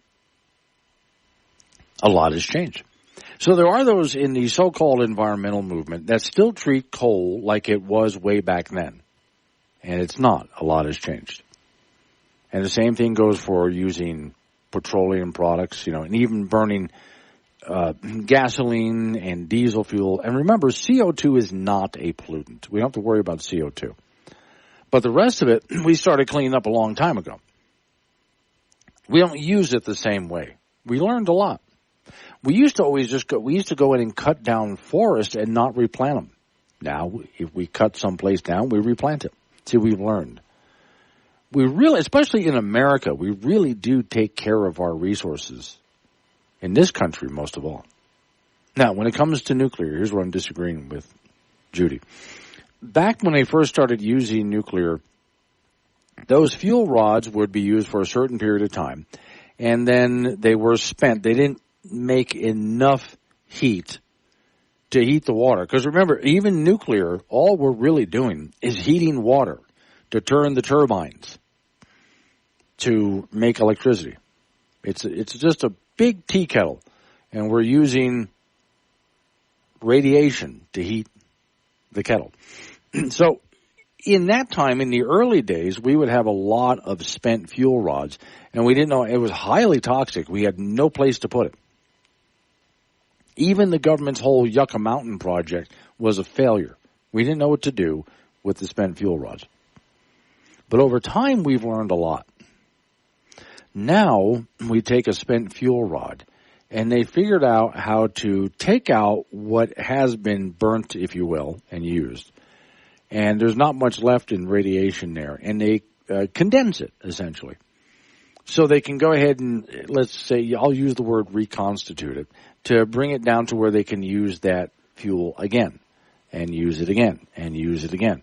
To the point that when they get to the end of the life of those fuel rods, they've reworked it so many times, there's really not much radiation left in it compared to what it used to be. And it used to be really bad. And then ways to store it and so on have changed quite a bit too. So you got to go back, Judy, and take a look at the way we used to use nuclear power plants and what we would do with the spent fuel rods compared to how we do it today. A lot has changed over time. We just simply don't do it the same way anymore. We don't burn coal the same way. We don't burn gasoline the same way. We don't burn diesel the same way. We don't burn nuclear the same way. What gets me, though, is even the environmentalists have been trying, and in some cases successful, to get us to take down hydropower plants, dams. Well, the salmon can't swim upstream. We fixed that problem. You want to talk about clean energy? A dam is as clean as it gets. And the animals love that lake. We need the water. The animals need the water. The electricity is as clean as it gets. And yet so-called environmentalists still want us to tear down the dams because They didn't see what we fixed. Back in the old days when we first started building dams, yes, it was actually a problem for fish like salmon that swim upriver in order to spawn. We created a problem by building a bunch of dams. When the problem was realized, well, we decided to do something about it. And so now there's actually in today's dams fish ladders. It's actually a way for the fish to swim upstream right around the dam while we're still using the dam. And it works. And the salmon population came back a long time ago. But environmentalists out there are still acting like we're doing it the old ways. We fixed that problem a long time ago. But environmentalists are acting like we're not. And I keep saying environmentalists. I hate calling them that. They're not. Even the news media continues to talk about, well, the salmon population's being devastated and they're going to go extinct because of it. The news media, of course, you know, they don't do news, really. And they don't know how to research anything. Much like ABC News trying to fact-check Trump and getting everything wrong, they have no idea how to research anything. If they did, they would be asking the pseudo-environmentalists, why are you still after the dams because of salmon when we fixed that problem a long time ago? But reporters don't know this because they don't know how to research anything. A lot has changed in how we used to use energy and how we use energy today in our technology and just the techniques because over time we've learned from our mistakes. And as other countries around the world try to get online with electricity, because we were talking earlier this morning about African nation and Asian nations, third world countries, that would like to bring everybody up into the modern world. And they need energy to do it. The beauty of it is they don't have to pollute anything. You know, we learned the hard way. We made mistakes in the beginning. Yes, we spilled oil all over the place. Yes, we clear-cut massive, God knows how many trees we just clear-cut and just destroyed the landscape. The kind of mining we used to do. Even here in Wyoming, there's still orphan wells that we're trying to clean up. From back in the time when we didn't know any better, but now we do. And we do things a whole lot better than we used to. So you gotta, before you criticize, which I understand, criticism and concerns, that I get. But stop and take a look at the way we used to do things, the way we do them now. And it might change your mind about a few things, especially for the people out there who consider themselves environmentalists, but want to keep oil in the ground. Might want to rethink that when you take a look at the way we use coal, gas, and oil today compared to how we used to do it. Coming up on some local news we have to take care of after local news, up to date on the weather forecast. Oh, I just saw it. I'm sorry. I had my head turned the other way. Hey, Nancy, if you can hang on through this news and information break, you are next. I like talking to Nancy. I love her voice. Wake Up Wyoming.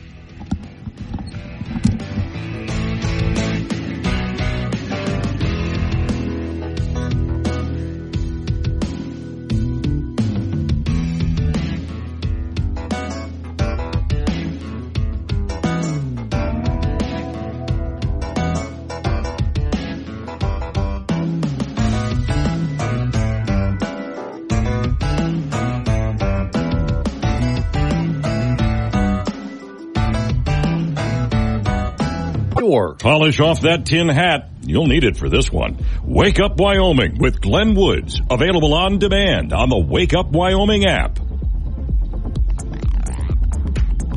Time. It's Wake Up Wyoming. Off to the phones we go. Nancy, are you still with me? I'm glad you hung on. Thank you. Go ahead. That was a very informative talk you gave about the nuclear fuel rods. I'd often wondered what happened with that and Yucca Mountain. Yeah, they have changed a lot in the way that we are able to use nuclear fuel rods over and over again to the point that there's not a whole lot left of them. So storage has changed a lot, too. Yeah. What I really called about, I wanted to give a big thank you to the sheriff in Laramie County, Brian Kozik. Yes. I see in our local rag, he has increased the ice detainer hold up to 48 hours. And, we're so close to Colorado here in Cheyenne. We get a lot of, you might say, undesirables here. And Well, it's national, really. I mean, with something like 18 million illegals running about, you know. But anyway, we got a great sheriff. All and right. one more thing I wanted to touch on. Okay. That's the nuclear football. For people that don't know what that is, it's the code to launch our nukes, and only the president, evidently. Anyway, it's in a briefcase, and it's with the president at all times. Now, if our security, the person that carries this briefcase, is anything like the service that President Trump got when he got shot, we're in a world of hurt. Yeah. And let me ask you an interesting question here. On the one hand, so there are people who would be afraid that with Kamala Harris as president, no one would ever fear that she would ever use it. And that's the point of having nukes, is to keep people in fear that we actually would. Then on the other side of the coin, there's people who are afraid that Trump actually would. So Yeah. But, you know, there's not a whole lot of information out on that nuclear football. There's not. But I just, supposedly, if the person carrying the briefcase is suddenly done away with, or they get away with the briefcase, the president is supposed to memorize the code. Well, Joe can't even remember his name, let alone a list of numbers. Yeah, we really are in trouble right now, aren't we? Yeah. But there's always hope. You know, there's millions of good Americans and good patriots, and I just think the world of all of them. So God bless you and God bless America. Have a nice day. Bye. Thank you. I'm so glad she hung on to talk. First off, I just love Nancy's voice. She's got an incredible voice. And then, she always gives us good talk. Off we go to J.D. from Wyoming's Mexico, which is Colorado. When the wind is blowing just right, J.D., I can smell Colorado from here. I bet you can. Yeah. What you got? I bet you can. Yeah. Well, we've got a turn. Going back to the wind thing, we've got a current fiasco going on here in Sedgwick County where I live, and they've been trying to push it on us. And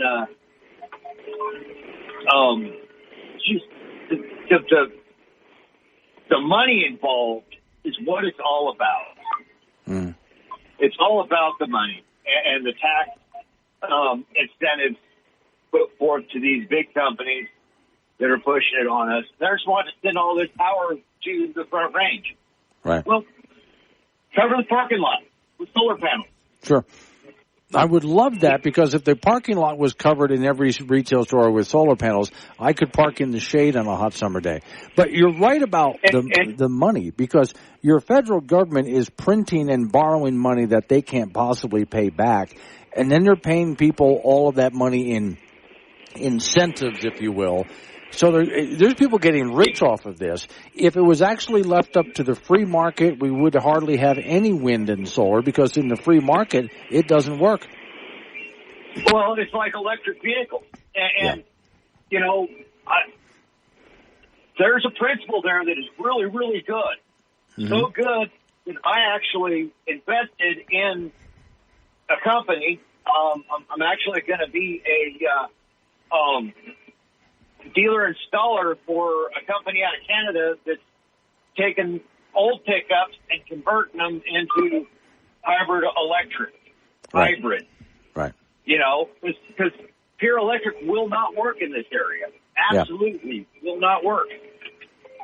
But electric is great for towing and great for getting work done. It's just you can't drag an electrical cord. Right. Have we advanced enough in hybrid electric that's actually a better alternative? Oh, yes, most certainly. Okay. Most certainly. Okay. Because I remember when the first this goes into what I was talking about before the break earlier. A lot has changed in technology. When the first hybrid cars came out, people thought they were going to save money. And it turned out to cost them more money, not just for the initial purchase, but to keep the car running, and especially replacing batteries. It just wasn't worth it. But I was hoping that over time that technology would have advanced enough that now hybrid electric cars are actually becoming a viable alternative and a gas saver and a money saver. Well, that's part of it. The other part of it is the company I'm working for, or not working for, but working with, is being run by a bunch of loggers out of Canada. So they kind of have a good idea what works and what doesn't work, and they're not into wasteful, and they're also against planned obsolescence. Right. All right. Yeah, which is why everything is dang expensive.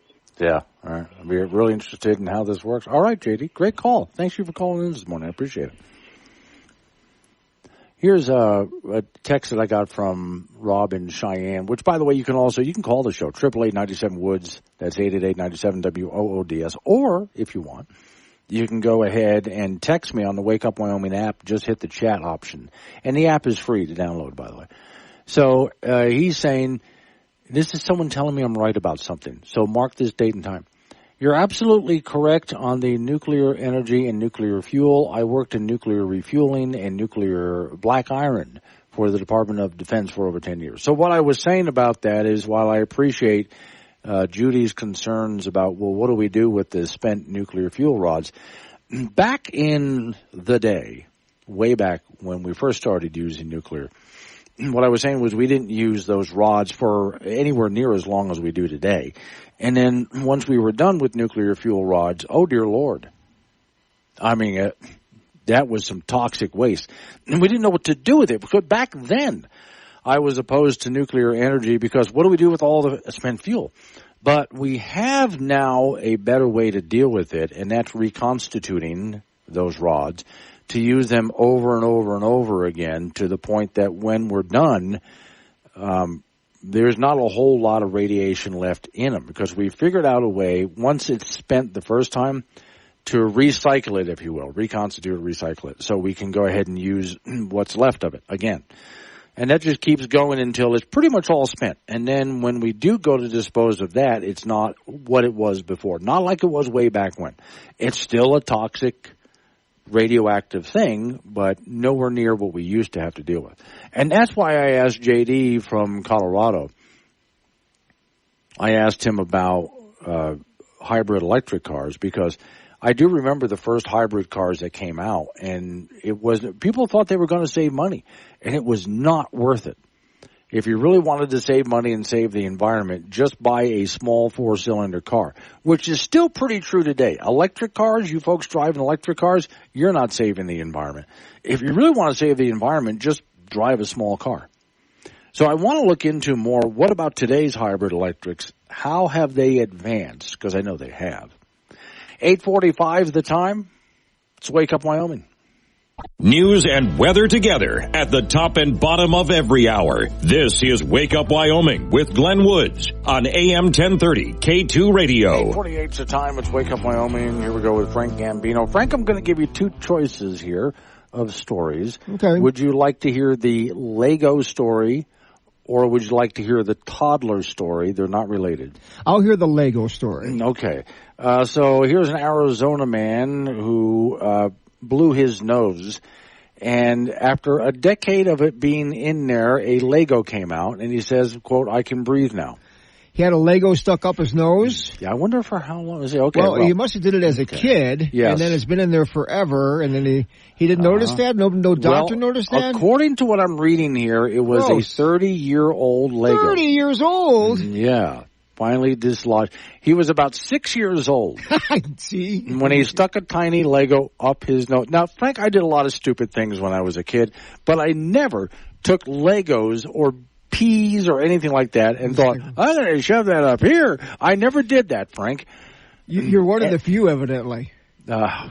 After he blew it out of his nose and thought, I can breathe. How do you go that long?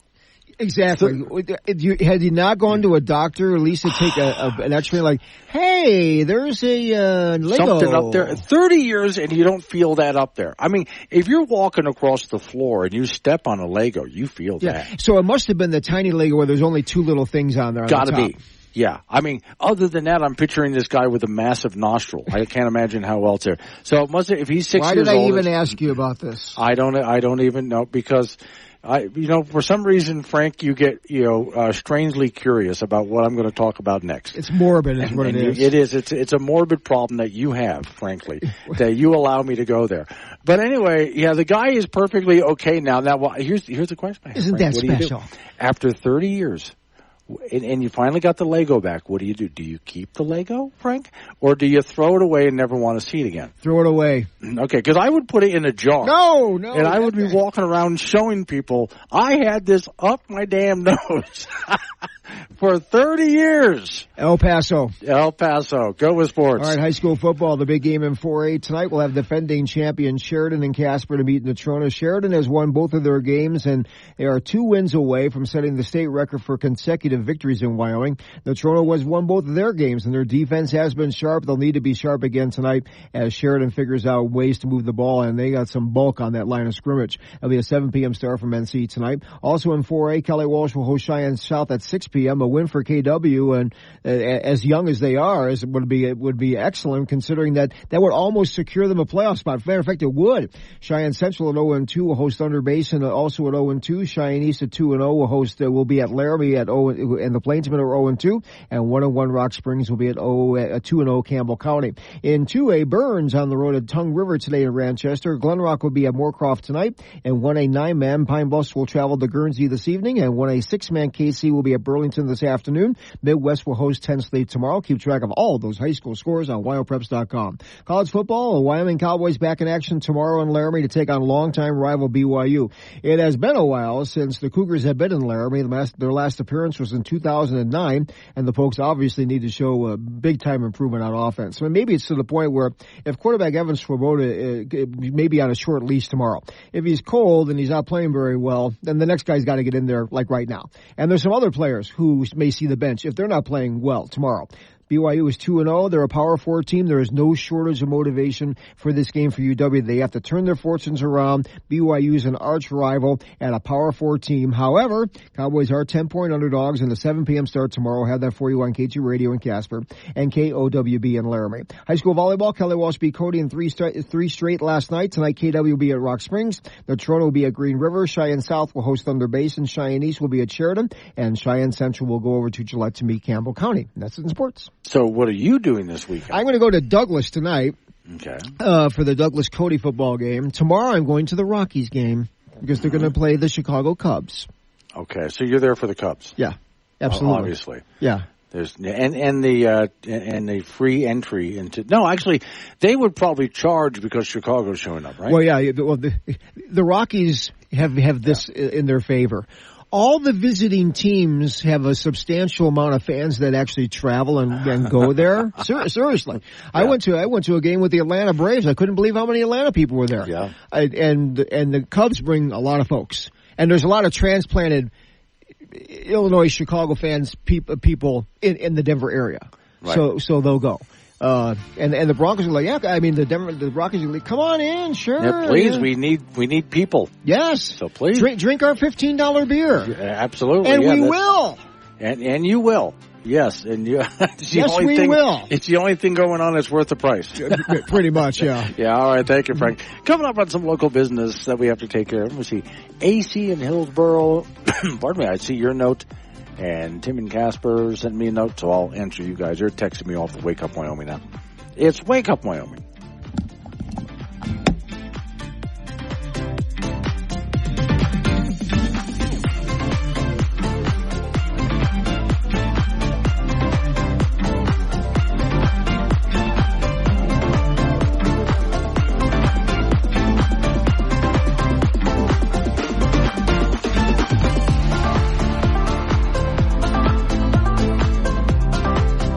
Or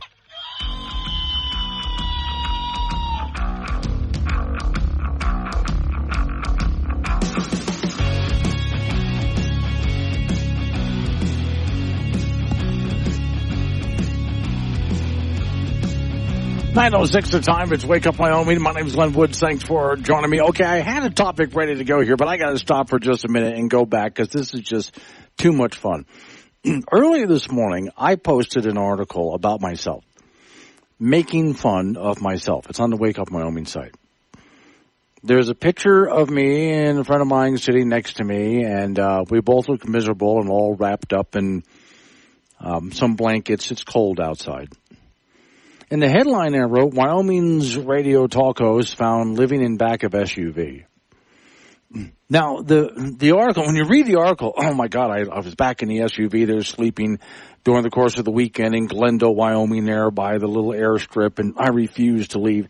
And then when you read about 3 or 4 lines down, I flat out admit it was me. And it was the Glendale fly-in. And what had happened was, a photographer from the Platte County Record-Times, that's the Wheatland area, was taking some pictures for the article that they were going to write about the Glendale fly-in. And among other pictures, they saw me and Tim sitting there. Again, it was kind of cold, so we were bundled up and had blankets wrapped around of us, and we're sipping coffee. And he thought it was a great picture. So he took a picture of us, and that wound up on the front page of the newspaper. And I say paper as in weekly newspaper in paper form, which is kind of hard to find these days. But there I am on the front page of the Platte County Record-Times, me sitting there all bundled up in the cold at the Glendale little airstrip during the Glendale fly-in. So I wrote it as a poking fun of myself because, yes, when I was camping there's campers, people show up with their RVs. Some people fly in and put up tents. I was sleeping in the back of my vehicle because when I fold down the seats, there's enough room for me to stretch out back there. So I just make a camper out of it. But I was saying in the article, yep, I'm pretty much homeless at this point. So this gets up there. Now, there's more than just a Wake Up Wyoming website that you can read my articles through. The radio stations, and there's several stations that carry this program, will repost those articles. So this is out of the K2 website, which is in Casper, Wyoming. First off, Jesse writes, today's word of the day is satire. Literally a work holding up human vices and follies to ridicule and scorn. Wit, irony, sarcasm to expose and discredit vice or folly. Glenwood's use of satires baffled the community of Casper so much so they look at it as literal truth. And he's right about that. Because some people write stuff like, K2 is showing just how low their journalistic standards are with some sort of race to the bottom. How this qualifies as news is a joke. No, it's a satirical piece. Because the K2 website doesn't just post news. They post, news, weather, sports, human interest stories, and satirical pieces too. They don't just do hard news. So he's missing the point. Another one is it really embarrassing? Leave the guy alone. If that's how he wants to live, unless he's actually down on his luck, then it's not cool. It's embarrassing. And I'm wondering, did that guy actually read the story, or is he just having fun? Here's another one. What is really embarrassing is that he's on the air at all. Oh, that's so cold. So here's another one. So Glenn Woods wrote a fake expose about himself. Okay. Yes, I did. Yes, if you are a regular listener to this program, you know I will write a fake expose about myself. Because when I looked at my picture on the cover of the Platte County, the Platte County Record-Times, I laughed and thought I look like a homeless bum. I might as well just go ahead and write a funny piece about it. Let me see, here's another one. This just shows how a picture can be used to tell a story, fact or fiction. Thank you for that. Living or camping for a few days, nice lot. Yes, that was my point, that it was just fun for the fun of it. I was just camping with everybody else, but because I fold, again, I have a vehicle that's like an SUV, and when I fold the seats down in the back, there's enough room for me just to lay in there like a camper and sleep. So I don't bother setting up a tent. And friends of mine who camp with me have said, basically, you're homeless for the weekend, Glenn. You're just being a homeless guy. Okay, fine. Let's see. I do like this one. Thank you, Jane. Fun. Thank you. She read it and thought it was funny. Here's another one. Even if he was down on his luck and not camping, why blast anyone for this no matter who they are? Okay. And the newspaper, don't pick on the newspaper. The newspaper wrote a great story about the Glendale fly-in. I'm the one who wrote the satirical piece. And then finally, Larry since I was sleeping in the back of my vehicle. Was it down by the river? Well, it wasn't a van, but yes, essentially I was living in a van down by the river. What gets me about this is I looked at a newspaper piece, and again, thank you to the Platte Record Times. Randy Bell took the pictures, and the article was written by Lisa Phelps. And they did a wonderful story above the fold at a local newspaper about the Glendale Fly-In, which I go to every year, and I have a great time every single year. So they did a great story. And they took pictures of, here's one guy who flies model airplanes at the Fly-In. And then there's a place where everybody goes to get breakfast and lunch. And there's a line of people loading up with food. And then there I am, sitting in my chair all bundled up with a blanket because it's cold out. And I let the guy take my picture there. So yeah, last night before I went to sleep, it suddenly struck me, wouldn't it be fun if I took that picture and I just wrote a headline that made me sound like, Wyoming's talk show host has gone homeless. What? Which would make it, for those people who listen to this program on a regular basis, you would read that and see my picture and immediately know it is a satirical piece that will begin, if you know my articles, it will begin by making you wonder what the hell is really going on. Then it'll make you laugh. And then the final part of the piece will tell you what's really going on, and you get to enjoy the story of the Glendale Fly-In, but also take a look at all these wonderful pictures of airplanes and other things that go on at the Glendale Fly-In, which is one of my favorite Wyoming events. Let me see. Chet and Yoder, check my Facebook messages. I will do that. So, yeah, it always gets me the people who don't get it. One thing I've noticed, in fact, I remember anybody that I've ever worked with, whether it might be a producer like Miss Mary or anybody else that I've ever worked with, me doing talk radio, when they've come to take the job, on day one, I tell them, you're going to hear me say stuff that when you hear me say it, because you're paying attention to the show, you'll understand what I'm saying and what I'm doing. But there's always going to be somebody out there who doesn't get it. There's always going to be that one person, maybe more, sometimes there's two or three, who absolutely do not get it. It's very difficult with these people. I don't know if they don't have a sense of humor or what.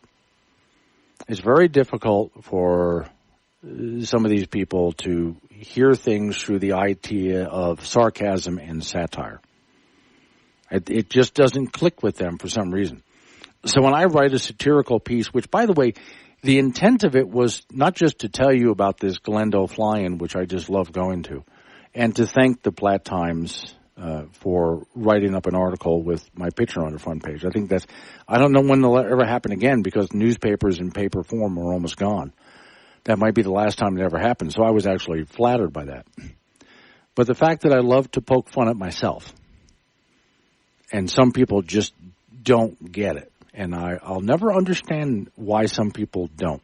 The bulk of you out there completely understood what I was doing, and you were laughing the moment you read the headline. 9:15's the time. It's Wake Up Wyoming. Glenn Woods. He talks to you, not at you. Be part of the show at 888-97-WOODS. This is Wake Up Wyoming on K2 Radio. Situation with your family and manage the disease together. If you or your family are noticing changes, it could be Alzheimer's. Talk about seeing a doctor together. Visit alz.org/time to talk. A message from the Alzheimer's Association and the Ad Council.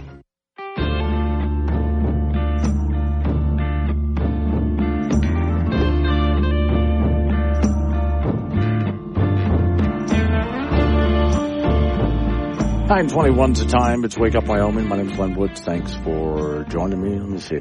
There's one story there that I can read. And there's two I'm going to try to squeeze in here. One, a mom went viral on the internet for noticing that welfare recipients can get medical procedures that she can't afford for her own kid. She says on her video, and she's crying when she says this, she talks about her kid's need for some medical care, but only in America, she says, can you need medical assistance that you can't afford to get in order to get government help.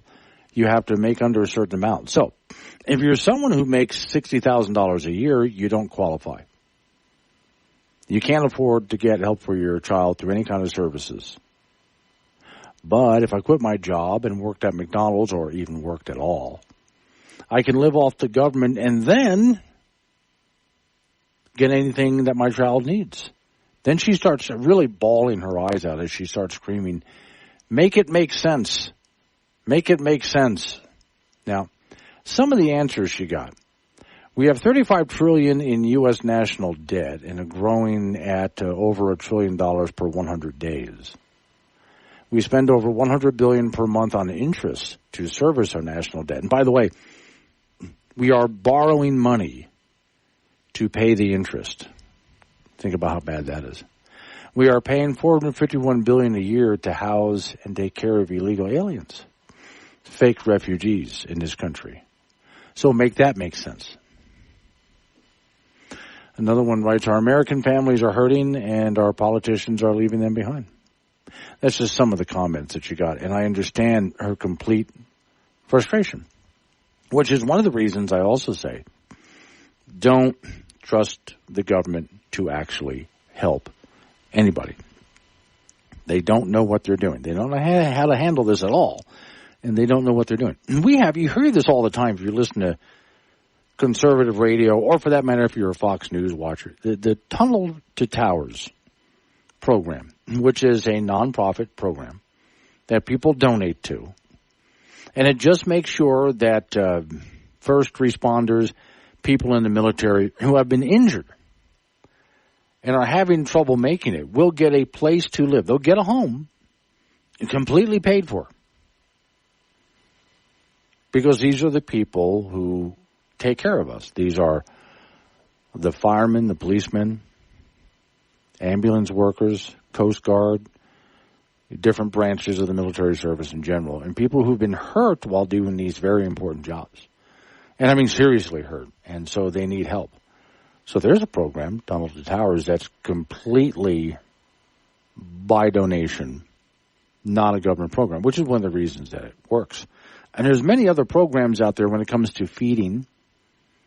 There's even programs that comes to medical help, where people can get medical. We have them on this program all the time. And there are people there's one program in Wyoming where if somebody in your family got cancer and you have to take care of them, but taking care of them has become a full-time job, and you've got to get them to Denver now and then for different therapy or whatever the case is, you got to drive them around and you're having trouble keeping up with the bills. Here's a organization that helps, not just with rides and housing, but financially. They have an organization to do that. There's even organizations that help feed people in the community. They actually, Rihanna Brand in Cheyenne, Wyoming, is a friend of mine who works with Meals on Wheels. And so many of these programs are volunteer programs. They're not government-assisted programs. It's the public, the general public, the community coming together to help out. And those programs work really well. But when you go through some kind of a government system, you wind up with the problem that this lady has, that if she actually wants to help, she's got a sick kid, she wants to help her kid. If she turns to government for help, the only way she can do it is basically quit her job, live off of welfare, then they'll help her kid. But if she has a job and is working hard and is doing all the right things, they won't help her kid. You see why I've lost so much confidence in the government system. I would much rather that people just go a different path with this than turn to trust government to fix any of the problems that they have out there. So when she's crying, which I understand because she's got a kid in need, and she's screaming, make this make sense, make this make sense, I can't help you with that because it doesn't make any kind of sense. And the gentleman who responded to her about our national debt, there's the next thing. Oh, I do have a story about that, because your Congress is going to be taking a break soon, and they're going to do another one of those continuing resolutions to keep government going while they're gone. They keep doing this. They keep running out of money. U.S. is borrowing about $1.9 trillion, has borrowed so far this year. Story says the federal government borrowed $1.9 trillion in the first 11 months of 2024, including, and that's fiscal year. $380 billion in August to start the starting amount of the federal watchdog sounding the alarm on all of this spending. Borrowing figures come from the monthly Treasury statement from the Treasury Department. So far this fiscal year, roughly $6 billion borrowed per day. $6 billion per day borrowed. And this is where I say, they're going to have another conversation, your government is going to have another conversation about our debt ceiling, because they're going to have to raise it again at some point. We're reaching the end of the debt ceiling. And yet with all of that money borrowed, here's a mom who needs help for her kid and can't get it through your government, which is, I don't ask everybody out there to agree with everything that I have to say, but can you understand why I have trust issues? And this is some of the reasons why. And then we borrow money in order to pay the interest on the debt. Wow. When she screams and yells, make it make sense, that's why I say, I can't help you with that, because frankly, none of this makes sense. This is what we get for continuing to elect these morons into office year after year. All right, coming up on 9:30, local news is coming away after local news update on the weather forecast. Then you and I get back into it again. 888-97 Woods, the phone number. That's 888-97-WOODS. You can talk about what I'm talking about or change the subject. Fine by me. I'll just kind of roll with the whole thing. It's Wake Up Wyoming.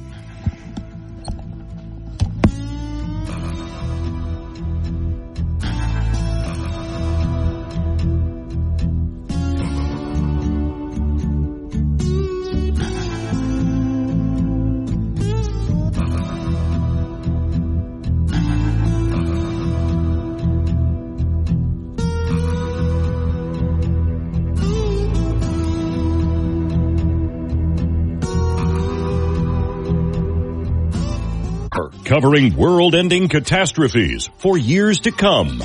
It's Wake Up Wyoming with Glenn Woods. Find content, chat live, and listen on demand on the Wake Up Wyoming mobile app. It's Wake Up Wyoming. See, some of the notes I got here off the Wake Up Wyoming app is Rick and Cheyenne. Leave it to the people who know how to run it and let them run these charities the way they're supposed to be.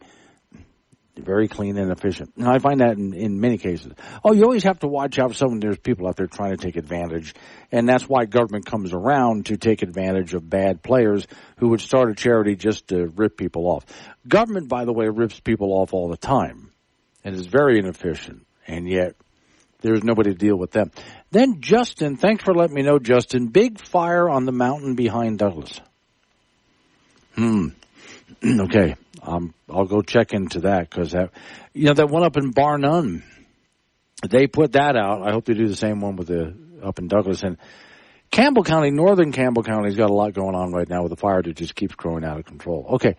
UK Independent is promoting Halloween scare. You see, apparently, if you notice, I go to the grocery stores now, and there's already some pumpkins out front. Now, it's too early for pumpkin carving, but I know you can do other things with the pumpkins, a lot of other things. So, but already the pumpkins are coming out. It's getting to be that time of year. Well, apparently, pumpkins contribute to climate change. So it says every year, billions of bright orange gourds are sold around the U.S. as children and adults alike mark the spooky holiday with some creative carving. But there's a sinister side to the fun.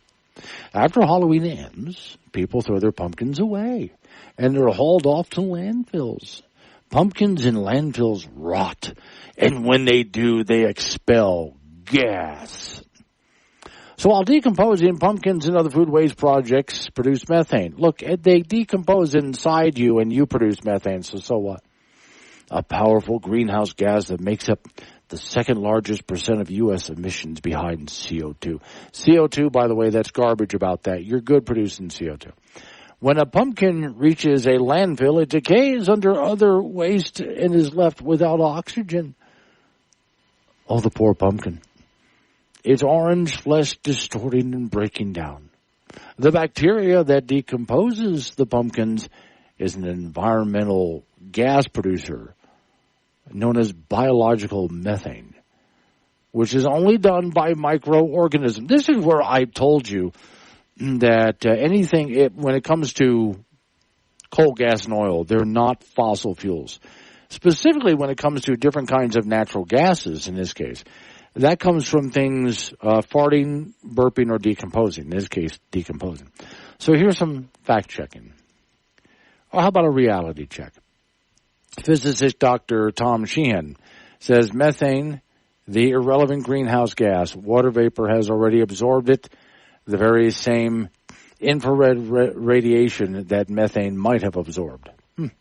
Eric is in Casper. Morning, Eric. Morning. How are you? Good, sir. What you got for me? Well, I've called you a couple of times. I always love your show. Listen to you guys talk this morning. That's what my organization revolves around, is not just supporting our first responders, but we're always our own first responders. And so my organization provides free education for the community on things like trauma medicine, having preparedness bags, how to grow your own food, how to skin and quarter your own meat. And we're doing a fundraising event this weekend called our Joker's Poker Shoot.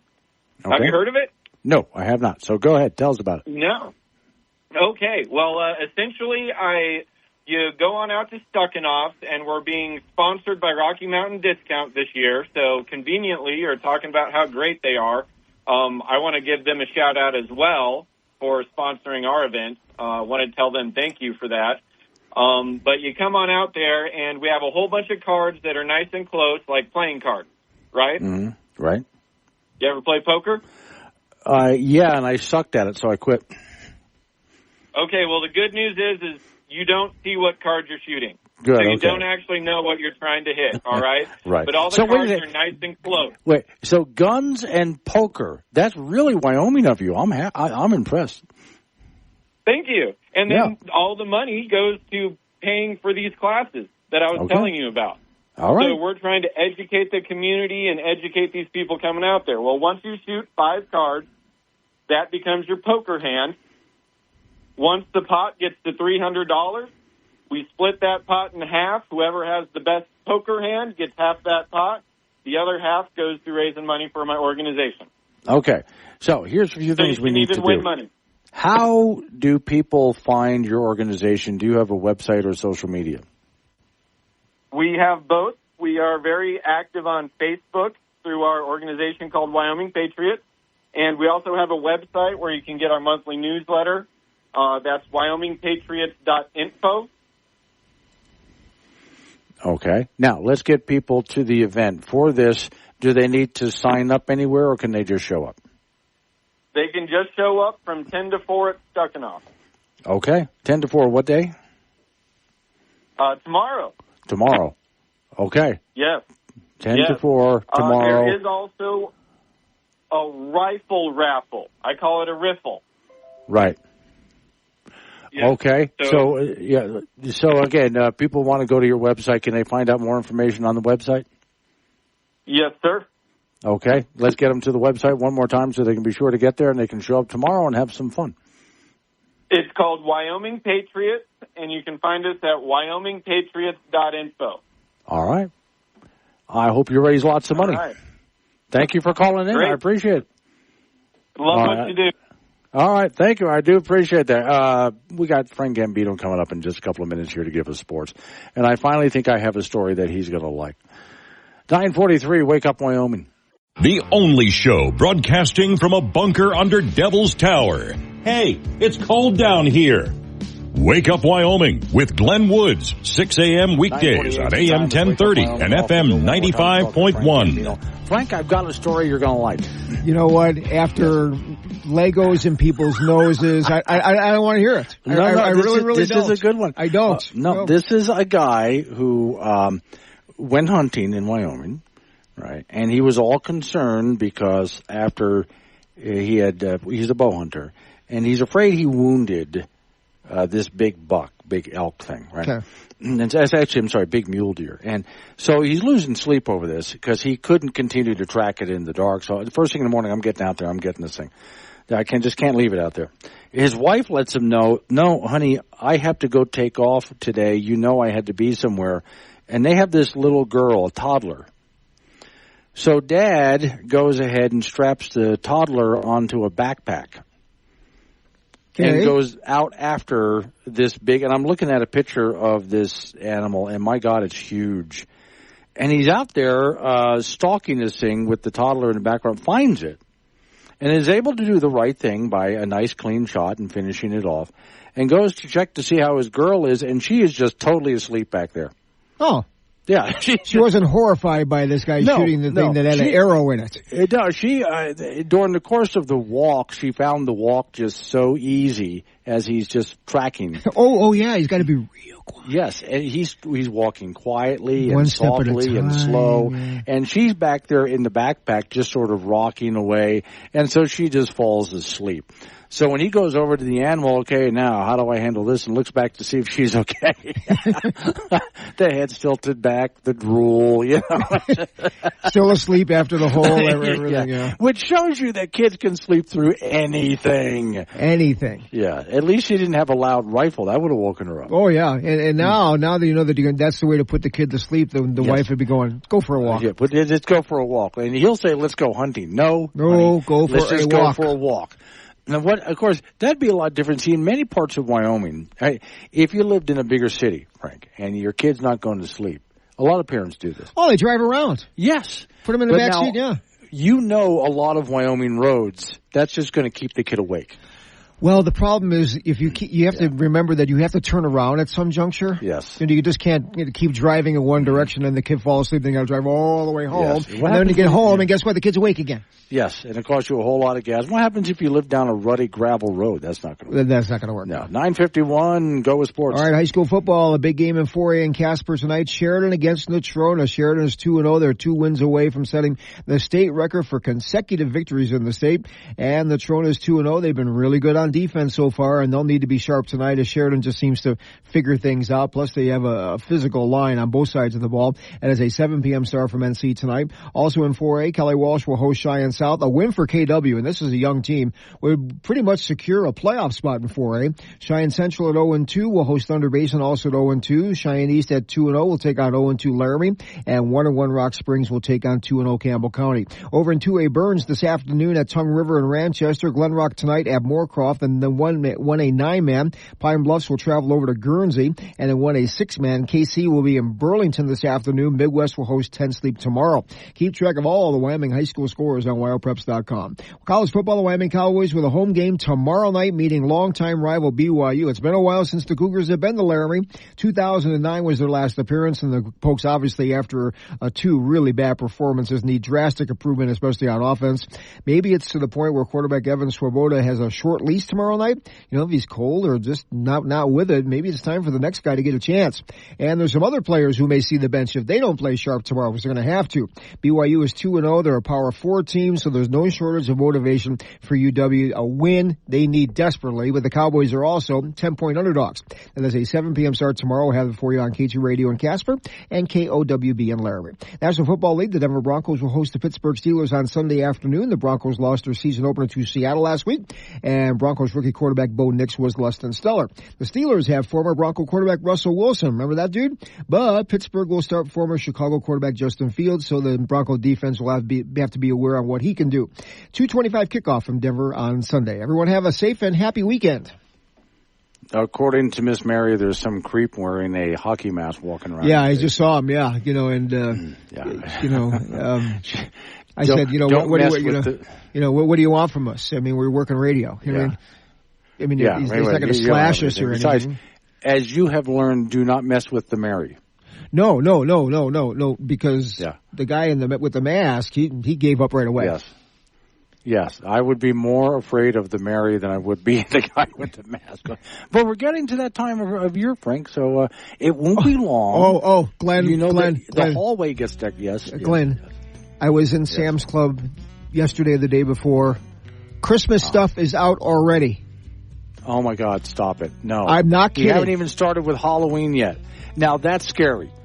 Oh. We haven't even done Halloween yet. It's out already. God, stop. Frank, have a great week. You too. Yeah, coming up on some retail stores. Just stop it already. Wait till after Thanksgiving. It's Wake Up Wyoming.